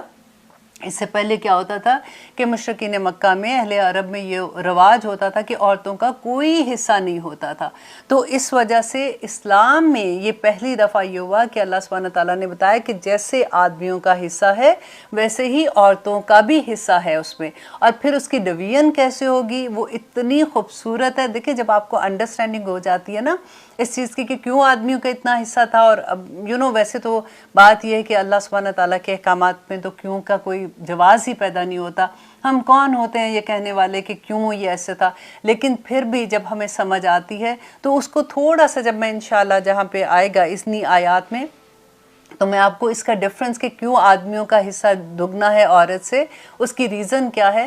دیکھیے آج کی سوسائٹی میں اگر آپ یہ وراثت کے قانون کو لے کے آج کی سوسائٹی کے مطابق دیکھیں گے نا تو اللہ سبحانہ تعالیٰ نے یہ سوسائٹی تو نہیں بنائی تھی نا، سوسائٹی کا جو اصول اللہ نے دیا تھا کہ کس طرح کی سوسائٹی ہونی چاہیے، ماں کیسے، باپ کیسے، اولاد کیسے، ان کے حقوق کیسے، اور کیسے یہ رشتے ہیں اور کیسے ان کے حقوق و فرائض ہیں، تو وہاں پہ یہ جب ہم اپلائی کرتے ہیں تو اتنی خوبصورتی سے یہ چیزیں فٹ ہوتی ہیں کیونکہ پھر کسی کی حق تلفی نہیں ہوتی ہے۔ تو اب آگے اللہ سبحانہ تعالیٰ کہتے ہیں مما اس میں سے جو قلّہ قلیل ہو، منہ اس میں سے، او کثر یا وہ زیادہ ہو، نصیباً حصہ ہے، مفروضاً فرض کیا ہوا، اللہ کی طرف سے مقرر کیا ہوا فرض کیا ہوا یہ حصہ ہے جو عورتوں کو، بے شک وہ تھوڑا ہے. کہتے ہیں کہ یہ جو ہم بات کر رہے ہیں نا کہ وراثت کی بات کر رہے ہیں، جو وراثت ہے نا وہ بالکل ایسی ہے جیسے آپ کا اکٹھا ایک جوائنٹ اکاؤنٹ ہے. آپ ان میں سے ایک سوئی بھی نہیں لے سکتے ہو، وہ بھی غلط ہو جائے گا. آپ نے وراثت کی، کیونکہ کئی دفعہ ایسے ہوتا ہے نا کہ اگر فار ایگزامپل کسی ایک بہو کے پاس ساس سسر ہیں اور وہ جب فوت ہو جاتے ہیں تو ان کے کپڑے ہوتے ہیں تو کئی دفعہ بیٹیاں ہی آ جاتی ہیں تو وہ سارے اٹھا کے کسی غریب کو دے دیتی ہیں. آپ ایسے نہیں کر سکتے ہو. آپ ایک ایک سوئی کا حساب ہوتا ہے، وہ بھی ڈویژن میں آئے گی، کیونکہ یہ بالکل وہی بات جیسے میں نے آپ کو کہا تھا نا کہ یہ اکٹھا جوائنٹ اکاؤنٹ ہے. ہاں اگر آپ سارے جو بھی اس کے وراثت میں حقدار ہیں آپ ان سے پوچھ لیتے ہیں، اور اگر وہ آپ کو کہتے ہیں کہ ہاں جی آپ ایسے کر دیں، آپ ضرور کر سکتے ہیں. اب آگے دیکھیے جو حصے اللہ سبحانہ تعالیٰ نے ایک ایک بات بتائی ہے کہ کیسے ہوگا، کہ وَإِذَا، اور جب حاضرہ حاضر موجود ہوں، القسمتا تقسیم کے وقت، اولو القربہ قرابتدار، او یتامہ یا یتیم، والمساکین یا مساکین، فرزقوہم، تو تم دو انہیں منہو، ان میں سے. اب یہاں پہ جو بات بتائی جا رہی ہے نا کہ اللہ سبحانہ تعالیٰ کہہ رہے جس وقت وراثت تقسیم ہو رہی ہے اس وقت جو غریب رشتہ دار ہوتے ہیں یا پھر کوئی مسکین لوگ ہیں وہ آپ کے ساتھ سامنے کہیں بیٹھے ہوئے ہیں، تو پھر آپ ان میں سے جو حصہ ہے، آپ کا حصہ ہے نا، آپ ان میں سے ان کو بھی کچھ دے دو. دیکھیں لیکن ایک بات کا خیال یہاں پہ یہ رکھنا ہے کہ وہ لوگ جو ابھی بالغ نہیں ہے نا ان کے حصے میں سے آپ نہیں دے سکتے ہو. جو ابھی نابالغ ہیں کیونکہ ابھی وہ اپنا فیصلہ نہیں کر سکتے، لیکن جو بالغ ہیں وہ اپنے حصے میں سے کچھ نہ کچھ ان کو دے دیں گے. یہ تو پھر اللہ سبحانہ تعالیٰ کی طرف بہت بڑی نیکی ہو جائے گی نا. تو وَقُولُوا، اور کہو، لَهُمْ، ان سے، قَوْلًا مَعْرُوفًا، بھلی بات کہو. وَلْيَخْشَ، اور چاہیے کہ ڈرے، الَّذِينَ، وہ لوگ جو، لو تارکو، اگر وہ چھوڑ جائے، من خلفہم، اپنے پیچھے سے، ذریاتن، اولاد، ضعافن، کمزور، خافو، وہ خوف کھائیں، علیہم، ان پر، فاتقوا اللہ، تو اللہ سے ڈر جاؤ، وَلْيَقُولُوا، اور چاہیے کہ وہ کہیں، قولاً سدیدہ، بات سیدھی. اب دیکھیں یہی بات میں آپ کو کہہ رہی تھی کہ اللہ سبحانہ تعالیٰ نے نا ایک نقشہ کریٹ کر دیا ہے. وہ کہتے ہیں کہ دیکھو تم جو ولی ہیں نا جو تقسیم کر رہے ہیں اس وقت سارے بیٹھ کے اس کے بارے میں بات کر رہے ہیں. اللہ سبحانہ تعالیٰ کہتے ہیں کہ اگر تم یہ سوچو کہ تم اگر ایسے وقت میں ہو کہ تم فوت ہو گئے ہو، تمہارے پیچھے جو بچے ہیں وہ کمزور چھوڑ گئے ہیں، تو تم ان کے لیے کیا سوچ رہے ہو کہ وہ ان کے ساتھ کیسا سلوک کیا جائے. تو آج جو پیچھے کمزور بچے ہیں جو ابھی چھوٹے ہیں، ابھی نابالغ ہیں، تو ان کے بارے میں بھی تم ویسے ہی فیصلہ کرو جیسے تم اپنی اولاد کے لیے کرتے ہو. دیکھیں اس سے زیادہ محبت اور کون کرے گا. اللہ سبحانہ تعالیٰ ایک ایسے لگتا ہے کہ دلوں کے اندر کے حال بھی کھول کے بیان کر دیے کہ لوگوں اللہ کا تقوی اختیار کرو، اللہ سے ڈر جاؤ. اگر تم تھوڑا سا بھی پیسے کی، کیونکہ یہ مال جب کم وقت ہاتھ میں آ جاتا ہے تو انسان بڑے بڑے گناہ کر جاتا ہے، بڑے بڑے لوگوں کے دل دکھا دیتا ہے. اس لیے اللہ سبحانہ تعالیٰ نے ایک ایک جو رشتہ ہے نا اس کی ڈویژن کا اس میں بتا دیا. بہت خوبصورت ریمائنڈر ہے، وہ بھی بہت پیاری حدیث ہے. یوزلی کیا ہے کہ ہم نبی صلی اللہ علیہ وسلم کی جب تسبیحات کے بارے میں سنتے ہیں کہ نبی صلی اللہ علیہ وسلم یہ تسبیحات کیا کرتے تھے یا ہمیں تلقین کیا کہ یہ پڑھا کرو، تو ہم نئی نئی جب بات سنتے ہو تو ہم وہ کرنا شروع کر دیتے ہیں اور پھر پچھلی والی جو ہے وہ بھول جاتے ہیں. بہت سے لوگ کرتے ہوں گے، لیکن میری طرح کے لوگ جیسے ایک لالچ ہوتی ہے نا کہ جلدی سے ہم یہ بھی کر لیں، ہم یہ بھی کر لیں، اور پچھلی والی چیزیں پیچھے رہ جاتی ہیں. تو وہی بات میں یہاں پہ الحمدللہ ریمائنڈر کے طور پہ میں آپ کے ساتھ یہ حدیث شیئر کروں گی کہ مسلم کی حدیث ہے 2692 کہ حضرت ابو ہریرہ رضی اللہ عنہ روایت کرتے ہیں کہ رسول اللہ صلی اللہ علیہ وسلم نے فرمایا کہ جو شخص صبح اور شام 100 مرتبہ یہ کلمات کہتا ہے، اور وہ کلمات کیا، سبحان اللہ و بحمدہ، صبح 100 دفعہ اور رات کو 100 دفعہ، تو نبی صلی اللہ علیہ وسلم نے فرمایا کہ قیامت کے دن اس سے افضل عمل کوئی اور نہیں لائے گا سوائے اس کے جس نے اس سے زیادہ پڑھا ہوگا. الحمدللہ. تو دیکھیں کتنی آسان ہے نا کہ صبح اور شام کو، اور آپ لوگ جو پڑھ رہے ہیں وہ تو ٹھیک ہے، جو نہیں پڑھ رہے تھے، جن کو پہلے پڑھتے تھے پھر بھول گئے، تو ان کے لیے ریمائنڈر ہے بہت پیارا. اللہ سبحانہ تعالیٰ ہمارے لیے آسان بھی کر دیتے. اب دیکھیں یہاں پہ جو ہم نے پہلے پڑھا تھا، پہلی حدیث میں ہم یہ دیکھ رہے تھے کہ آنکھوں کے گناہ चले जाते हैं, हाथ के चले जाते हैं, पाँव के चले जाते हैं। तो यहाँ पे मैं थोड़ा सा आपको एक्सप्लेन कर दूं कि गुनाह दो तरह के हैं। जैसे यहाँ पे जिन गुनाहों की बात हो रही है वो गुनाह जो सगीरा गुनाह, छोटे गुनाह है ना, लेकिन कबीरा गुनाह जो है वो जब तक हम तौबा ना करें तो वो माफ नहीं होते। तो हमें अल्लाह सुब्हानहू तआला से तौबा भी तो देखे कितनी आसान है कि आपने 2 रकात नमाज नफल पढ़े, अल्लाह सुब्हानहू तआला से अहद किया कि या रब्बुल आलमीन जो गुनाह हो गए इसके बाद मैं अब ये नहीं करूंगी, तो आप मुझे माफ कर दे। तो अल्लाह सुब्हानहू तआला की कितनी खूबसूरत क्या कहना चाहिए कि इनकरेजमेंट तो होती है ऐसे पढ़ के। तो अल्लाह सुब्हानहू तआला का वादा तो देखे ना कि तुम्हारे दुनिया में जमीन आसमान से भरे हुए गुनाह भी लेके आओगे तो अल्लाह सुब्हानहू तआला कहते हैं वो सारे माफ कर देंगे। सुभान अल्लाह, सुभान अल्लाह। अब देखिए बंदा मोमिन जब हमारी जिंदगी में शौरी तौर पे कुरान खुलता है, एक तो वो घरानों की बात है जिनको जो बचपन से ऐसे घर में पैदा होते हैं जो दीनी घर होते हैं जिसमें बच्चे शुरू से दीन को जानते हैं। लेकिन कुछ लोग ऐसे होते हैं जैसे मैं अपनी एग्जांपल देती हूँ कि जब शौरी तौर पे कुरान मेरी जिंदगी में भी खुला था तो फिर तो आंसू ही नहीं ना रुकते। फिर बंदा ये सोचता है कि मैं किस तरह से ऐसे काम करूं कि अल्लाह सुब्हानहू तआला को मना लूं, क्योंकि होता क्या कि पहले भी हम नेक काम कर रहे होते हैं, लेकिन जो उसके साथ साथ बुराई वाली चीजें हैं, जब कुरान को हम अंडरस्टैंड करके समझ के पढ़ते हैं तो फिर हमें लगता है कि ओके ये भी गलत है, ऐसे नहीं करना चाहिए, ऐसे भी नहीं करना चाहिए। तो पहले क्या होता है कि नेकी के साथ साथ हम वो काम भी आराम से कर रहे होते हैं, तो हम समझते हैं कि हम तो अच्छे काम कर रहे हैं क्योंकि नेकियां भी तो साथ साथ चल रही होती है।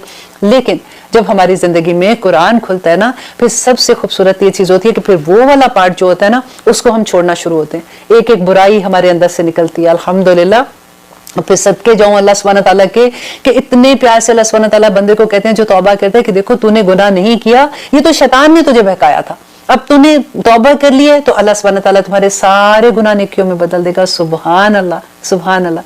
तो यही बात जब मैं पढ़ी थी वजू के बारे में तो हम अल्लाह सुब्हानहू तआला से साथ ये भी दुआ करते हैं कि या रब्बुल आलमीन हमें तौफीक अता कर कि हम हर नमाज में अपना वजू कर सकें ताकि हम ये सवाब जो है इसको हासिल कर सकें। अब दुआओं के बारे में समटाइम ये होता है कि आप लोग मुझे पूछते हैं कि अच्छा फलां प्रोग्राम में आपने ये दुआ पढ़ी थी तो वो आप हमें भेज दें। तो मैंने इस दफा आसानी के लिए ये किया हुआ है कि आप अगर मेरा फेसबुक पेज है तफसीरुल कुरान विद आयशा खालिद, वहां पे अगर आप जाते हैं तो आपको सारी वजू की जो भी दुआएं हैं मैंने उसमें डाल दी है। और अब से मैंने यही सोचा है कि जब भी जिस प्रोग्राम में मैं अगर कोई भी दुआ आप लोगों को बताती हूँ तो इंशाल्लाह वो मैं उस पेज में डाल दिया करूंगी ताकि आप आसानी से उसको हासिल कर लें और आप आसानी से, क्योंकि जब देख के याद करते हैं तो बहुत आसानी से याद हो जाती हैं। अब इंशाल्लाह हम करते हैं सूरत अल माइदा आयत नंबर 64। इससे पहले देखिए कि लास्ट टाइम हम जो पढ़े थे कि हमने सूरत माइदा में पढ़ा, लास्ट अब्दुल्ला बिन अब्बास कहते हैं कि इससे सख्त उलमा के बारे में पूरे कुरान में कोई आया नहीं है, क्योंकि इसमें अल्लाह सुब्हानहू तआला ने कहा कि लौला यनहाहुमुर रब्बानियून वल अहबारू अन कौलिहिमुल इस्म व अक्लिहिमुस सुख्त, कि क्यों नहीं रोकते उनको अहले किताब जो उलमा हैं उनके और अल्लाह वाले जो लोग हैं उनको बुरी बातें कहने से क्यों नहीं रोकते हैं। तो अब देखिए जरा कभी हम ऐसी आयत पढ़ते हैं तो आज हम अपने आप को देखें। मैं हमेशा जो बात कहती हूँ अल्लाह सुब्हानहू तआला का करोड़ शुक्र है कि नबी सल्लल्लाहु अलैहि वसल्लम आखिरी नबी और आखिरी किताब कुरान है। अगर आज इसके बाद कुरान के बाद कोई किताब आती तो आप सोचिए हमारे बारे में क्या लिखा होता। आप देखिए यहाँ पे अल्लाह सुब्हानहू तआला जो आलिम दीन को डांट रहे हैं कि वो क्यों नहीं उनको रोकते थे। आप आलिम दीन के बारे में आप देखिए कि हम आजकल के जमाने के आलिम दीन और आप पहले के देखिए, हम आज मैं आपको थोड़ा सा उनके बारे में, इमाम मालिक के बारे में बताती हूँ कि इमाम मालिक जो है ये 93 हिजरी में पैदा हुए थे और इमाम अबू हनीफा जो ये 80 हिजरी में पैदा हुए थे और 13 साल इमाम मालिक जो है वो इमाम अबू हनीफा से छोटे थे। अब देखिए कि कई दफा होता है कि बास लोग जो हदीस को नहीं मानते, आजकल के बच्चे जो जैसे जितना पढ़ा लिखा बंदा होता है उतनी उनका दिमाग भी उसी तरह से होता है कि ये तो हदीस इतने सालों के बाद लिखी गई। इसीलिए मैं उनकी आपको पैदाइश का साल भी सन बता रही हूँ।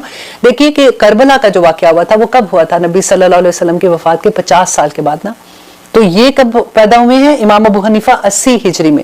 नबी सल्लल्लाहु अलैहि वसल्लम के 50 साल के बाद आप देखेंगे क्या था कि 50 साल के बाद तो ये 80 कितने बने, नबी सल्लल्लाहु अलैहि वसल्लम 11 हिजरी में वफात हुई ना, तो 50 साल के बाद तो देखिए उस वक्त जब इमाम अबू हनीफा थे तो सहाबा थे। ऐसा नहीं था कि सहाबा सारे के सारे उस वक्त खत्म वफात उनकी हो गई थी और वहां पे सहाबा भी थे, ताबईन भी थे, तो उनको हदीस मिलना कोई मुश्किल तो नहीं था ना। सिर्फ ये था कि हदीस नबी सल्लल्लाहु अलैहि वसल्लम के जमाने से लिखी जा रही थी, लेकिन उस वक्त उसको बुक फॉर्म में उन्होंने बनाया था और फिर जितने असूल सख्त रखे गए, इंशाल्लाह कभी वक्त होगा तो मैं आपको उसकी भी डिटेल बताऊंगी। लेकिन इमाम अबू मालिक की आज मैं आपको थोड़ा सा हिस्ट्री बताती हूँ कि इनकी बेटी फातिमा, उसका नाम आता है कि वो इमाम साहब जब अपनी, इनकी बुक का नाम मुअत्ता है, سب سے پہلی حدیث کی کتاب تھی. تو یہ کیا کرتی تھی جب یہ پڑھاتے تھے تو یہ دروازے کے پیچھے کھڑے ہو کے سنتی رہتی تھی, اور سنتے سنتے انہوں نے پوری موتا جو ہے جو بک تھی وہ پوری ان کو زبانی یاد ہو گئی تھی. اور اتنی خوبصورت بات جو مجھے لگی کہ جب امام صاحب اپنے شاگرد کو پڑھاتے تھے اس زمانے میں یہ رواج ہوتا تھا کہ شاگرد جب پڑھتے تھے اور ٹیچر جو ہے اس کی کریکشن کرتے تھے. ایسے نہیں ہوتا تھا کہ استاد پڑھ رہے اور شاگرد سن رہے, رائٹ. تو جب شاگرد پڑھ رہے ہوتے تھے تو یہ دروازے کے پیچھے ہوتی تھی, تو جہاں پہ وہ کوئی غلطی کرتے تھے نا تو اپنے ناخن سے ٹک ٹک کر کے آواز ایسے دیتی ہیں. تو امام صاحب کہتے ہیں کہ مجھے پتہ لگ جاتا تھا کہ یہاں پہ شاگرد نے کوئی غلطی کی ہے کہ فاطمہ ٹک ٹک کر رہی ہیں وہاں پہ. تو اتنا ان کو پوری موتا ان کو یاد تھی. ایک واقعہ تھا کہ ان کی امام صاحب کے 900 کے قریب ان کے استاد تھے. اللہ اکبر, 900 استاد تھے. آج ہمارے 5-6 استاد ہوتے ہیں تو ہمیں لگتا ہے کہ ہم نے تو کمال ہی کر لیا نا. اب آئی تھنک لیتے ہیں ایک چھوٹی سی بریک, پھر دیکھتے ہیں کہ آگے امام مالک کے بارے میں ہم پڑھیں گے تھوڑا سا, اور پھر دیکھتے ہیں کہ اللہ سبحانہ تعالیٰ نے قرآن پاک میں ہمیں کیا نصیحت کی ہے. آپ دیکھ رہے ہیں قرآن میری زندگی, الحمدللہ. ہم کر رہے ہیں سورۃ المائدہ, جس میں ہم امام مالک کے بارے میں پڑھ رہے تھے کہ ایک دفعہ عید کا موقع تھا. نماز پڑھنے کے بعد بجائے گھر جانے کے امام صاحب سیدھے اپنے استاد ابن شہاب زہری کے گھر چلے گئے. اب دیکھیے کہ عید کا موقع ہے اور اپنے استاد کے گھر اس نیت سے گئے کہ کیونکہ ان کے پاس اتنا رش ہوتا تھا, اتنے اسٹوڈنٹ ہوتے تھے, تو موقع کم ملتا تھا. تو امام مالک کہتے ہیں کہ میں نے یہ سوچا کہ آج ان کے پاس اتنا رش نہیں ہوگا تو میں آج جا کے ان سے حدیث سیکھتا ہوں. اور ان کے پاس گئے اور جا کے کہا کہ مجھے آپ حدیث سنائیے. اب دیکھیے عید کا دن ہے اور پھر بھی امام ان کے ٹیچر جو ہیں وہ ان کو کہتے ہیں انہوں نے 17 حدیث ان کو بتائیں, اور بتانے کے بعد انہوں نے کہا کہ کیا فائدہ کہ جب کہ تم سن رہے ہو اور تمہیں یاد بھی نہیں رہیں گی. تو امام مالک کہتے ہیں کہ میں نے اپنے استاد سے کہا کہ اگر آپ مجھے اجازت دیں تو میں آپ کو سنا دوں یہ ساری حدیث. انہوں نے کہا ہاں سناؤ. تو کہتے ہیں انہوں نے لفظ بلفظ وہ ساری حدیث ان کو سنا دی. اللہ اکبر, ایسا ان کا حافظہ تھا. تو کہتے ہیں وہ اتنے خوش ہوئے اس کے بعد. اور پھر ایک اور بات آتی ان کے بارے میں کہ خلیفہ مہدی جو تھے وہ حج کے دوران میں حج کرنے آئے تو مدینہ تشریف لائے. وہاں آ کے انہوں نے امام مالک کو پیغام بھیجا کہ آپ آئیے, اور میرے بیٹے, ان کے 2 بیٹے تھے, تو انہوں نے کہا کہ آپ آئے ہمارے دربار میں آئیں اور آ کے ہم سے بات کریں. اور آ کے انہوں نے کہا کہ میرے بیٹوں کو حدیث کی تعلیم دیں. تو آپ کو پتہ ہے امام مالک نے اب خلیفہ وقت کو کیا کہا کہ علم جو ہوتا ہے وہ قابل احترام چیز ہے, آپ کو اس کے پاس آنا چاہیے نہ کہ مجھے آپ کے پاس آنا چاہیے. تو انہوں نے پھر اپنے دونوں بیٹوں کے ان کے پاس بھیجا تھا تعلیم لینے کے لیے. دیکھیے اس کے علاوہ اتنی ایک شخص تھا وہ 600 میل کی مسافت طے کر کے ان کے پاس آیا, اور آ کے اس نے وہ پورے اپنے جو بھی قبیلے تھے ان کے ڈفرینٹ ان کے سوالات تھے وہ لے کے امام صاحب کے پاس آیا, اور اس نے 48 مسائل ان سے پوچھے. اور کہتے ہیں کہ 33 مسائل میں انہوں نے کہا کہ لا ادری کہ میں نہیں جانتا. اور جو ان کے اسٹوڈنٹ بیٹھے ہوئے تھے ان میں سے انہوں نے ایک اسٹوڈنٹ نے ان کو کہا کہ امام صاحب آپ ان کو کیوں ایسے کہہ رہے ہیں کہ لا ادری, آپ ہر زیادہ تر تو دیکھیں 33 مسائل میں وہ یہ کہہ رہے ہیں لا ادری. تو انہوں نے کہا کہ مجھے نہیں پتا یہ شخص کہاں سے آیا, کیونکہ جب یہ اپنے شہر میں اس کو اس مسئلے کا حل بتا دوں, کیونکہ مجھے ابھی تک میں 100% شور نہیں ہوں اس بات کے لیے, یہ واپس چلا جائے گا اپنے قبیلے میں اور جا کے بتا دے گا, میں کہاں اس کو ڈھونڈتا پھروں گا اور میں کہاں اس کو جا کے کریکشن کروں گا, لوگ تو عمل کرنا شروع ہو جائیں گے اور قیامت کے دن اس کا مجھے اس کا وبال آئے گا. ایسے محتاط ہوتے تھے لوگ. آج ہم سے کوئی ایک فتویٰ, کیا ہم سے کوئی ایک بات پوچھ لے, ہمیں تو یہ لگتا ہے کہ اگر ہم نے نہیں بتائی تو کہیں گے لو یہ کیا قرآن پڑھانے والے ہیں, ان کو اتنی سی بھی بات کا نہیں پتا. اتنی باتوں میں وہ کہتے تھے کہ مجھے نہیں پتا. اور امام سیوطی کے بارے میں آتا ہے کہ وہ کیا کہتے کہ اس وقت کا جو حکمران تھا نا سلطان محمد غزنوی, انہوں نے ان کو خط لکھا, امام سیوطی کو خط لکھا کہ آپ آئیں ہمارے پاس, ہم آپ کو ملنا چاہتے ہیں.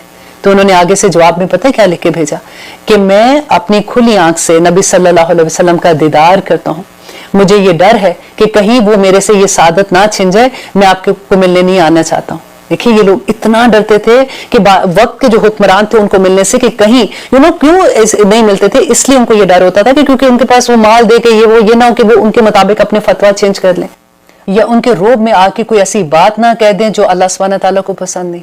ان کے تقوی کا یہ عالم تھا. اب دیکھیے کہ یہاں پہ جو علماء یہود کو اللہ سبحانہ تعالیٰ نے کہا کہ کیوں نہیں روکتے ان کو, تو آج کے علماء کو دیکھیے کہ اب تو ہمیں یہ لگتا ہے نا کہ ساری بات حکومت پہ ڈال دو, حکومت کا کام ہے وہ یہ کرے وہ یہ نہ کرے, باقی کام کسی کا بھی کچھ نہیں ہے. دیکھیے ان کے ساتھ کیا تھا کہ ان کی کتاب جو تھی توراہ کیا تھی کہ علماء کے ہاتھ میں تھی نا, باقی لوگوں کا کیا تھا, حالانکہ توراہ سب کو پڑھنا کوئی منع تو نہیں تھا, لیکن انہوں نے توراہ کو چھوڑ دیا تھا, علماء پڑھتے تھے اور اگر ان کو کوئی مسئلہ ہوتا تھا تو جا کے ان سے پوچھتے تھے. اب دیکھیے قرآن جیسے یہ تو ہمارے سب کے ہاتھ میں ہے نا. अगर कोई ऐसा मसला होता है जैसे मसला को विरासत का है, अगर या तलाक का होता है या कोई ऐसा वो हलाल हराम का मसला होता है कि जहाँ पे हम कभी ऐसा होता है कि मुश्किल में आ जाते हैं, तो उलमाए दीन से पूछने जाते हैं। लेकिन आम चीज जो है, जो हमारी जिंदगी की जिंदगी गुजारने के असूल जो है, वो सारे के सारे नमाज, रोजा, हज, ज़कात, हमसाये से कैसे बात, माँ बाप के हकूक, बहन भाइयों के हकूक, हर चीज तो बैना है कुरान में। उसके लिए तो हमें किसी की जरूरत नहीं पड़ती है ना। तो अल्लाह सुब्हानहू तआला यहाँ पे इसीलिए उलमा की बात करें कि वो उनको सही राह क्यों नहीं बताते। और आगे यहाँ पे जो कहते हैं वक़ालतिल यहूदु, और कहा यहूद ने, यदुल्लाहि मगलूला, कि अल्लाह का हाथ बंधा हुआ है, नाउज़ुबिल्लाह, कि जैसे अल्लाह सुब्हानहू तआला बखील हो गए। तो यहाँ पे ये बात किसने कही थी? देखिए, एक शख्स था यहूद का जिसने ये बात कही थी। तो क्योंकि किसी ने मना नहीं किया था, तो अल्लाह सुब्हानहू तआला ने सभी को उसके अंदर लिया। और आगे जो ये आगे अल्लाह सुब्हानहू तआला जो बदुआ दे रहे हैं ना उनको, कि वो उसने कहा था कि अल्लाह का हाथ बंधा हुआ है, गुल्लत अयदीहुम, कि बंद दिए गए उनके हाथ, व लुइनु, और उन पे लानत की गई। ये जो बदुआ थी ना उनके लिए, वो एक शख्स के कॉल पे थी। देखिए, उनका यहाँ पे अकीदा खराब नहीं था, वो अल्लाह सुब्हानहू तआला को एक मानते थे। उस वक्त के तो वही मुसलमान थे ना, वो अल्लाह को मानते थे। उनकी बात गलत कहने पे अल्लाह सुब्हानहू तआला ने इतनी बड़ी बात कि अल्लाह ने कहा कि उन पे लानत भेज दी गई। अब देखिए, आप देखिए जोक्स करते हुए हमें कभी ये ख्याल आता है कि अल्लाह सुब्हानहू तआला को क्या चीज बुरी लग जाएगी? हम तो बड़े आराम से इतनी बड़ी बड़ी बात कह देते हैं। अल्लाह सुब्हानहू तआला हमें माफ करे। और आगे देखिए अल्लाह सुब्हानहू तआला कहते हैं बिमा कालू, इस वजह से जो उन्होंने कहा था, बल यदाहु, लेकिन अल्लाह के दोनों हाथ, यदा दो हाथ को कहते हैं ना, बल्कि दोनों हाथ, मबसूततान, अल्लाह सुब्हानहू तआला के दोनों हाथ खुले हुए हैं। अल्लाह सुब्हानहू तआला, देखिए नबी सल्लल्लाहु अलैहि वसल्लम ने कहा कि अगर आदम अलैहिस्सलाम से लेके क़यामत तक जितने इंसान और जिन हैं वो एक मैदान में इकट्ठे हो जाते हैं और उनके दिल में जो ख्वाहिश है वो अल्लाह सुब्हानहू तआला से मांगे, और अल्लाह सुब्हानहू तआला हर इंसान और हर जिन की हर ख्वाहिश पूरी करे, तो भी अल्लाह सुब्हानहू तआला के खजानों में इतनी भी कमी नहीं आएगी कि जैसे एक बड़ा पूरा समंदर के अंदर आप एक छोटी सी आप सुई लेके निकाल के देखते हैं ना, तो सुई को जितना पानी लगा हुआ है, अल्लाह अकबर, इतना भी अल्लाह के खजानों में कमी नहीं आती है।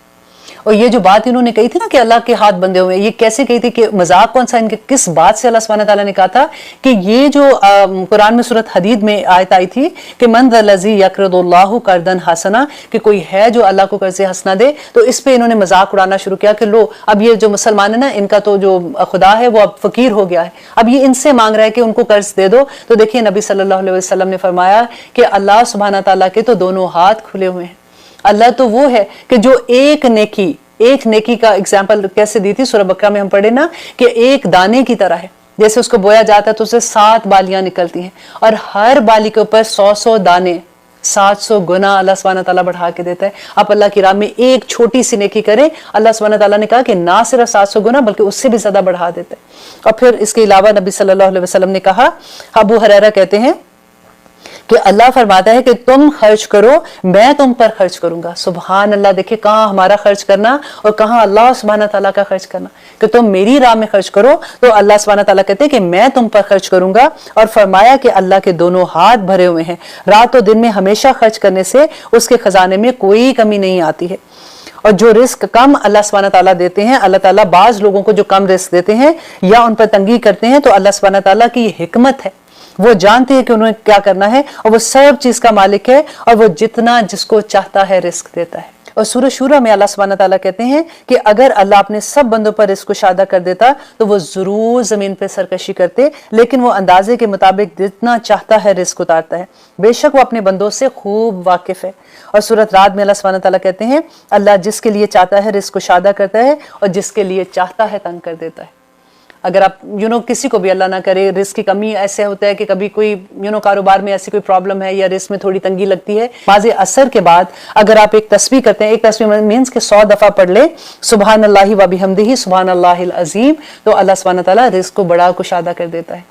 और इसके अलावा देखिए कि अल्लाह आगे क्या कहते हैं कि अल्लाह सुब्हानहू तआला कहते हैं युनफिकू, वो खर्च करता है कैफ़ यशा, जैसे वो चाहता है खर्च करता है, व यज़ीदन्ना, और अलबत्ता वो जरूर ज्यादा कर देगा। अब देखिए ये गौर करने वाली आयत है कि अल्लाह सुब्हानहू तआला कहते हैं, और ये उलमा यहूद के बारे में है कि अलबत्ता वो जरूर ज्यादा कर देगा, कसीरन मिनहुम, कसीर तादाद को उनमें से, मा उनजिला इलैका, जो नाजिल किया गया आपकी तरफ। अल्लाह सुब्हानहू तआला ने क्या नाजिल किया था? नबी सल्लल्लाहु अलैहि वसल्लम पर कुरान नाजिल किया था ना। तो यहाँ पे कहते हैं कि अल्लाह सुब्हानहू तआला यकीनन ज्यादा कर देगा जो नाजिल किया आपकी तरफ, मिन रब्बिका, आपकी तरफ से, तुग़यानन व कुफ्रा, उनको सरकशी में और उनके कुफर में उनको ज्यादा कर देगा। अब देखिए कई दफा हमारे जहन में ये सवाल आता है कि अल्लाह सुब्हानहू तआला कुरान से कैसे सरकशी और तुगयानी उनको मिल जाएगी। लेकिन आप देखिए हमने जब कुरान शुरू में पढ़ते हैं तो हम क्या पढ़ते हैं, ज़ालिकल किताबु ला रैब फीह हुदल लिल मुत्तकीन।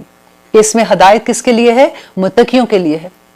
हमने 2 प्रोग्राम पहले भी इस बात पे डिस्कशन किया था ना कि देखिए अल्लाह सुब्हानहू तआला की मोहब्बत तो जारी और सारी है, अल्लाह की रहमत भी जारी और सारी है। ये डिपेंड करता है बंदे पे कि वो उस रहमत को कैसे अप्रोच करता है। उसकी एग्जाम्पल मैंने आपको दी थी कि एक माँ की मोहब्बत है। देखिए माँ की मोहब्बत और बाप की मोहब्बत जारी और सारी होती है और वो हमेशा रहती है बच्चों के लिए। इट डिपेंड ऑन द बच्चा कि वो कौन सा बच्चा अपनी माँ की मोहब्बत ज्यादा लेता है और कौन कम लेता है। बाज बच्चे इजहार करने वाले होते हैं, बाज नहीं करने वाले होते हैं। जो इजहार करने वाले होते हैं वो इतने चिपकू होते हैं कि माँ को वैसे उससे मोहब्बत ज्यादा हो जाती है। और एक और एग्जाम्पल मैं आपको यहाँ पे देती हूँ, आई थिंक उससे आपको ज्यादा अच्छे से अंडरस्टैंडिंग होगी। तो फॉर एग्जाम्पल दूध है ना, दूध तो अच्छा ही होता है। अगर छोटे बच्चे हैं, जैसे एक बच्चे की पूरी खुराक होती है, वही दूध है जो कुछ बच्चों के लिए उसको एलर्जी कर देता है। अब ये दूध का तो कसूर नहीं है कि दूध खराब है, ये दूध अच्छा है। इट डिपेंड ऑन द हालत ऑफ द उस बच्चे की कि उसको वो दूध सूट करता है कि नहीं करता, और उसकी वजह से वो उस दूध को नहीं पी सकता क्योंकि उसके अंदर की जो खराबी है उसकी वजह से वो चीज को नहीं ले सकता। राइट आप देखिए कितने लोगों को इस तरह से एलर्जी होती है। एक चीज एक के लिए ठीक है, दूसरे के लिए वो ठीक नहीं होती है। इसी तरह से ये कुरान जो है ना, ये सरासर हदायत है। अल्लाह सुब्हानहू तआला ने कहा कि एक एक लफ्ज पे 10-10 नेकियां मिलती हैं, लेकिन जिनके दिल के अंदर कजी है, जिनके दिल साफ नहीं है, उनको इससे कोई खैर नहीं मिलेगी, क्योंकि इधर खैर नहीं है ना। इधर आपके अंदर अगर वो क्लियर नहीं है आपका, जैसे हम कहते हैं ना कि दिल साफ कर लो, अगर इधर कुछ गलत है ना तो वहां से वो हदायत नहीं ले सकते आप। अल्लाह सुब्हानहू तआला को पहचानने के लिए, अल्लाह से मोहब्बत करने के लिए, अल्लाह का कुर्ब हासिल करने के लिए, नबी सल्लल्लाहु अलैहि वसल्लम का कुर्ब हासिल करने के लिए, कुरान से हदायत लेने के लिए यहाँ सफाई करनी पड़ेगी। सबसे पहले अपने नफ्स पे काम करना पड़ेगा, फिर जाके अल्लाह सुब्हानहू तआला वो सब कुछ अता कर देते हैं। अब देखिए दूसरा अल्लाह सुब्हानहू तआला आगे कहते हैं वअल्क़ैना, और डाल दी हमने बैनहुम दरमियान उनके अल अदावत अदावत वल बग़्ज़ा, और बुग़्ज़ डाल दिया कि इनके दरमियान में। एक तो ये था कि देखिए जो अहले किताब में से कौन थे, 2 ही तो थे ना, क्रिश्चियन और यहूद की बात हो रही है कि इनकी आपस में भी दुश्मनी थी। अब देखिए सूरत बुरूज में जैसे अल्लाह सुब्हानहू, उस वक्त के तो मुसलमान यहूदी थे ना, तो यहूदियों ने ईसाइयों के साथ क्या किया था कि जो गड़ा खो दिया था और उसमें आग जलाई थी और इनको सबको आग में फेंक दिया था। तो अल्लाह सुब्हानहू तआला ने कुरान में उनका जिक्र किया था। इसके अलावा देखिए इंशाल्लाह फिर अब एक छोटी सी ब्रेक लेते हैं, फिर देखते हैं कि आगे इनकी बुक्स और दावत की वजह जो है वो हमें हिस्ट्री में क्या मिलती है। आप देख रहे हैं कुरान मेरी जिंदगी, अल्हम्दुलिल्लाह। हम कर रहे हैं आयत नंबर 64 सूरत अल माइदा। अब देखिए यहाँ पे हम जो पढ़े थे कि अल्लाह सुब्हानहू तआला कहते हैं कि क़यामत तक ये बददुआ थी इनके लिए कि अल्लाह सुब्हानहू तआला ने इनके दिलों में एक दूसरे के लिए बुग़्ज़ एंड अदावत डाल दी थी। अब आपको मैंने पहले भी इनकी हिस्ट्री थोड़ी सी बताई थी कि किस तरह से बुख नसर ने इनके साथ जब इन पे हमला किया था तो फिर क्या हुआ था। और फिर जब रोमियो के साथ इनकी लड़ाई हुई थी, वो क्रिश्चियन थे ना, रोमियो के साथ लड़ाई हुई थी, तो उनका जो जनरल था जिसका टाइटस नाम था ना, उसने किस तरह से एक दिन में 1,33,000 जो यहूदी थे उसको कत्ल कर दिया गया था। और फिर कैसे इनको, और फिर हैकले सुलेमानी भी तो उसी वक्त गिरा दिया था ना, और वहां से सारों को निकाल दिया था जो ये मदीना में आके आबाद हुए थे। ये उसके बाद ही तो वहां से निकले थे। अब जब ये मदीना में आते हैं तो वहां के आबाद हुए थे, तो ये क्यों मदीना में आए थे, वजह क्या थी? क्योंकि इनकी किताबों में ये लिखा हुआ था कि आखिरी रसूल जो है वो यहाँ पे आएंगे, इसी एरिया में आएंगे। तो जब भी इनकी किसी से लड़ाई होती थी तो ये उससे कहा करते थे कि हमारा नबी आएगा, हम उसके साथ मिलकर तुमसे लड़ेंगे। और क्योंकि हमने देखा कुरान में अल्लाह सुब्हानहू तआला ने बता दिया था कि ये नबी सल्लल्लाहु अलैहि वसल्लम को ऐसे पहचानते थे जैसे ये अपने बेटों को पहचानते। मानते क्यों नहीं थे? इस वजह से नहीं मानते थे क्योंकि इनमें ये बोझ था, इनके अंदर ये था कि क्योंकि जितने नबी अभी तक आए हुए थे वो हजरत इसहाक की नस्ल में से थे ना, ये सारे के सारे नबी जो थे, और ये नबी सल्लल्लाहु अलैहि वसल्लम हजरत इस्माइल की नस्ल में से थे। तो इनको ये था कि हमारी तो दुकानदारी जो है, सारे लोग तो हमें मानते, क्योंकि मदीना में जो लोग थे वो तो इनको बड़े पढ़ा लिखा समझते थे ना, और सारे पैसा भी इनके पास था, दौलतमंद भी यही थे, और इनका बड़ा एक रोब था। अगर कोई मसला होता था तो लोग जाके इनसे पूछते थे, इनके उलमा के पास जाते थे। उनको ये था कि अगर हम नबी सल्लल्लाहु अलैहि वसल्लम को मानेंगे तो लोगों का तो सारा ध्यान उधर चला जाएगा, तो हमारी तो दुकानदारी बंद हो जाएगी। वहां पे फिर इनका कारोबार भी ये होता था कि ये लोग असला बनाया करते थे और फिर सूदी कारोबार करते थे, उस पर सूद पे ये असला देते थे। तो इस वजह से ये क्या करते थे, ये कबाइल को आपस में लड़ाया करते थे। जब कबाइल आपस में लड़ते थे तो डेफिनेटली फिर वो इन्हीं से असला खरीदते थे, इसी तरह से इनका कारोबार चमकता था। तो नबी सल्लल्लाहु अलैहि वसल्लम जब मदीना आते हैं, सबसे पहले आके इन्होंने क्या किया था, वहां पे मुआहदा कर लिया था इनके साथ कि देखो अगर कोई भी बाइस से हमला करेगा तो हम सब मिलकर उसके अगेंस्ट हमला करेंगे और हम मदीना में रहते हुए हम एक दूसरे का संभालेंगे। अब क्या हुआ कि ये मुआहदा करने के बाद हर दफा मुआहदा तोड़ देते थे। अब ये कुरैशी मक्का को ये कहते थे कि देखो तुम बाहर से आओ हमला करने, हम अंदर से हमला करेंगे और हम इनको खत्म कर देंगे। और एक वक्त ऐसा आया था कि मदीना से ये तीनों कबाइल को निकाल दिया गया था, और जब वहां से निकाला गया तो फिर जाके ये कहां पे आबाद हुए थे, खैबर में आबाद हुए थे। खैबर में इनकी आदत है, ये बड़े बड़े किले बना के रहते थे। और यहाँ पे मैं आपको खैबर की जंग की थोड़ी सी वाकया सुनाती जाऊं ताकि बहुत इंटरेस्टिंग है, क्योंकि हम साथ साथ हिस्ट्री भी जान रहे होते हैं तो हमें और भी मजा आता है कि अच्छा आगे क्या हुआ था। जैसे हमें जानते हैं कि अच्छा नबी सल्लल्लाहु अलैहि वसल्लम के जमाने में फिर क्या हुआ था, फिर ऐसे कैसे चीजें हुई थी। तो खैबर की जब जंग हुई थी तो नबी सल्लल्लाहु अलैहि वसल्लम जब वहां पे जाके लश्कर सारा बैठ गया था, वहां पे जाके जो खैबर के बाहर अभी बैठे थे, तो नबी सल्लल्लाहु अलैहि वसल्लम ने वहां पे जब अनाउंस ये किया कि कल हम खैबर को फतह करेंगे। खैबर जो था ना ये किलों में था, जैसे पहला किला फतह होना था, फिर दूसरा किला, फिर तीसरा किला। तो जब सहाबा को ये खुशखबरी दी कि कल हम खैबर का पहला किला फतह करेंगे, तो उस वक्त उन्होंने साथ नबी सल्लल्लाहु अलैहि वसल्लम ने कहा कि खैबर उस शख्स के हाथों फतह होगा जो अल्लाह और उसके रसूल से मोहब्बत करता है और अल्लाह और उसका रसूल उससे मोहब्बत करते हैं। साहबा कहते हैं कि हमारे दिल में आज से पहले इतनी लालच कभी नहीं हुई कि हम में से हर कोई ये सोच रहा था कि शायद अल्लाह के रसूल जो है वो कल हमें वो झंडा पकड़े, क्योंकि झंडा देते थे ना जो भी सबसे पहले आगे जाता था। तो हजरत उमर कहते हैं कि मुझे आज से पहले इतनी लालच कभी नहीं हुई थी कि मैं सुबह उठा और मैं जाके सबसे पहले कोशिश की कि मैं जाऊं और जाके मैं नबी सल्लल्लाहु अलैहि वसल्लम के पास जाके बैठूं। और जब मैं वहां पे गया तो लोग आए हुए थे, काफी लोग आए हुए थे, तो मैं ऊंचा ऊंचा होकर बैठता था ताकि नबी सल्लल्लाहु अलैहि वसल्लम को मैं नजर आऊं, क्योंकि बात ही इतनी बड़ी थी ना कि नबी सल्लल्लाहु अलैहि वसल्लम ने कहा कि वो शख्स जो अल्लाह और उसके नबी से मोहब्बत करते हैं और इसके अलावा वो अल्लाह और उसके नबी से मोहब्बत करते हैं। तो नबी सल्लल्लाहु अलैहि वसल्लम जब सारे आ गए तो नबी सल्लल्लाहु अलैहि वसल्लम ने देखा कि हजरत अली नहीं है, तो उन्होंने सहाबा से पूछा कि अली कहाँ है। तो उन्होंने कहा कि उनकी आंख में उनको तकलीफ है। उन्होंने कहा कि उनको बुलाए। जब हजरत अली आए तो नबी सल्लल्लाहु अलैहि वसल्लम ने अपने लौब दहन जो है उनकी आंख पे लगाया, तो उनकी आंख ऐसे हो गई कि कभी उनको कोई तकलीफ ही नहीं थी। तो जब वो ठीक हुए तो नबी सल्लल्लाहु अलैहि वसल्लम ने झंडा हजरत अली के हाथ में पकड़ाया, और जो पहला किला फतह हुआ था वो हजरत अली के हाथ से फतह हुआ था खैबर में। यही मैं आपको सुनाना चाह रही थी। इतनी इंटरेस्टिंग, जब हम हिस्ट्री पढ़ते हैं तो इतना फिर ऐसे लगता है कि हम उसी जमाने में चले गए। और उसी की वापसी पे फिर नबी सल्लल्लाहु अलैहि वसल्लम की शादी जो है वो हजरत सफिया से हुई थी, और यही दौर था जो खैबर के बाद का। तो यहाँ पे अब अल्लाह सुब्हानहू तआला जो आगे कहते हैं कि कुल्लमा, कि जब कभी कदू उन्होंने भड़काई नारा आग लिल हरबी जंग के लिए, अतफाहा तो बुझा दिया अल्लाह ने, व यस आउना और वो दौड़ धूप करते थे, फिल अर्द जमीन में फसाद के लिए। अब देखिए यहाँ पे फसाद का जो लफ्ज़ है कि पहले तो अल्लाह सुब्हानहू तआला का ये जो लफ्ज़ है, आप देखिए सेंटेंस आप गौर कीजिए कि अल्लाह सुब्हानहू तआला कहते हैं कि जब कभी वो जलाते थे आग फसाद की या जंग की तो अल्लाह सुब्हानहू तआला उसको बुझा देते थे। आज आप देखिए, अगर अपने ऊपर ये आयत लीजिए कि अल्लाह सुब्हानहू तआला अपने मोमिन बंदों पे अगर कभी कोई मुश्किल वक्त आ जाए कि आप अपनी सफाई पेश ना कर सकें या किसी ऐसी मुश्किल में आए, अल्लाह सुब्हानहू तआला पे तवक्कल करके देखें, अल्लाह सुब्हानहू तआला उस सारी चीज को खत्म कर देंगे। जो आपके अगेंस्ट लोग हैं ना, ये तो दुश्मन की बात है, हम अपने घरों की बात करते हैं। अभी कभी ऐसा होता है कि बहू नई आती है, अगर अल्लाह ना करे कभी ऐसा ससुराल से वास्ता पड़ जाता है कि जो उसमें कोई ऐसी बात आ जाती है कि वो अपने आप को क्लियर ही नहीं कर पाती, कभी वो अपने खामन को साफ सफाई पेश करती है, कभी सास को करती है। अल्लाह ना करे अगर ऐसी सिचुएशन होती है तो आप देखें कि यहाँ पे जो मैं एग्जांपल देना चाह रही थी कि अगर वो सच पे है और अल्लाह पे तवक्कल करने वाली है, अल्लाह सुब्हानहू तआला वो आग बुझा देंगे, अल्लाह सुब्हानहू तआला वो गलत फहमियां दूर कर देंगे। ये अल्लाह का वादे हैं। अल्लाह सुब्हानहू तआला मोमिन को कभी रुसवा नहीं करते हैं। और फिर आगे अल्लाह सुब्हानहू तआला ने कहा वयसौना फिल अर्दि फसादा, कि वो भागते हैं जमीन में फसाद करने के लिए। वल्लाहु और अल्लाह ला युहिब्बुल मुफसिदीन, अल्लाह फसाद करने वालों को पसंद नहीं करते हैं। अब यहाँ पे फसाद का लफ्ज़ देखिए कि जब अल्लाह सुब्हानहू तआला ने फरिश्तों से ये कहा था कि वो आदम अलैहिस्सलाम को एक क्रिएट करने वाले हैं, तो फरिश्तों ने क्या जवाब दिया था कि आप ऐसी मखलूक को क्रिएट करेंगे जो जमीन में फसाद करेगी। तो अल्लाह सुब्हानहू तआला ने क्या कहा था कि तुम वो नहीं जानते हो जो मैं जानता हूँ। तो अल्लाह कहते हैं कि अल्लाह नहीं पसंद करते फसाद करने वालों को।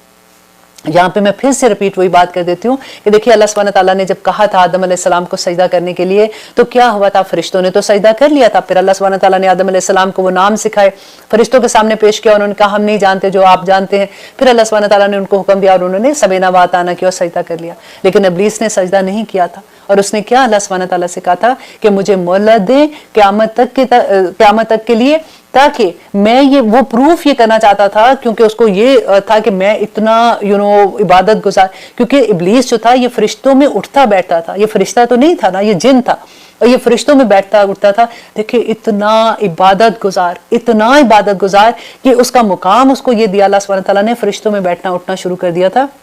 और उसमें ये गुरूर आ गया कि मैं तो बना हुआ हूँ स्मोकलेस फायर से, और ये तो मिट्टी से बना हुआ है, मैं इसको सजदा कैसे करूं। देखिए अल्लाह का एक हुक्म उसने नहीं माना था, और उसकी इबादत की जरा ट्रेल देखें कि वो कितना इबादत गुजार था, और उसने अल्लाह का एक हुक्म नहीं माना, और अल्लाह सुब्हानहू तआला ने कहा तू मरदूद है, तू यहाँ से निकल जा। हम कितने अहकामात नहीं मानते, हम कितने अहकामात को कान से सुनने की भी कोशिश नहीं करते, हमें लगता है कि कोई इंपॉर्टेंट ही नहीं है। देखिए उसने एक सजदे से इनकार किया था, जस्ट वन सजदा आदम को, एक्चुअली तो उसने अल्लाह का हुक्म से इनकार किया था ना। हम एक फजर में कितने सजदों का इनकार कर देते हैं। ये अल्लाह का करम है, अल्लाह रहीम है, करीम है, इसीलिए तो हम चलते फिरते हैं। ऐसा तो नहीं कभी हुआ कि अल्लाह सुब्हानहू तआला हमारी टांगे तोड़ दे। क्या बिस्तर से उठ के तो देखो जरा, दुनिया के लिए तो बड़े भागते हो, जॉब के लिए तो 8-8 घंटे यूं खड़े रहते हो, क्योंकि वो नजर आता है ना बाद में पेचेक मिलना है। अल्लाह सुब्हानहू तआला के वादे तुम्हें नजर नहीं आते, जो आखिरत में अल्लाह सुब्हानहू तआला ने इतने करम करने हैं। अल्लाह सुब्हानहू तआला अपने मोमिन बंदों को कभी रुसवा नहीं करेंगे। हम अल्लाह का गुरूर है ना, तो अल्लाह सुब्हानहू तआला कहते हैं कि जब भी उनके खिलाफ कोई भी ऐसी बात होगी, अल्लाह सुब्हानहू तआला उनको कभी रुसवा नहीं करेंगे। और आगे देखिए अल्लाह कहते हैं वलाउ अन्ना, और अगर बेशक अहलल किताबी, अहले किताब आमनु, ईमान लाते, वतकू और वो तकवा इख्तियार करते, लकफरना, तो अलबत्ता जरूर दूर कर देते हम अनहुम उनसे सय्यातिहिम, कि हम उनसे उनकी गुनाहों को, उनकी बुराइयों को दूर कर देते। वाला अदखुलन्नहुम, तो अलबत्ता हम जरूर दाखिल करते, जन्नातिन नाइम, उनको नेमतों की जन्नतों में दाखिल कर देते। देखिए कितनी बड़ा इनाम है। अब यहाँ पे अल्लाह सुब्हानहू तआला इलाज बता रहे हैं कि वो सारी चीजों का बता के देखें इनके जो उलमा थे, अगर वो ऐसे कर रहे थे और लोग ऐसे करते हैं, देखो उनकी बातों की वजह से, उनके इस तरह से कहने की वजह से। लेकिन यहाँ पे अल्लाह सुब्हानहू तआला कहते हैं वो सारे गुनाह एक साइड पे कर दो। अब इलाज उसका ये है कि अगर वो ईमान ले आते।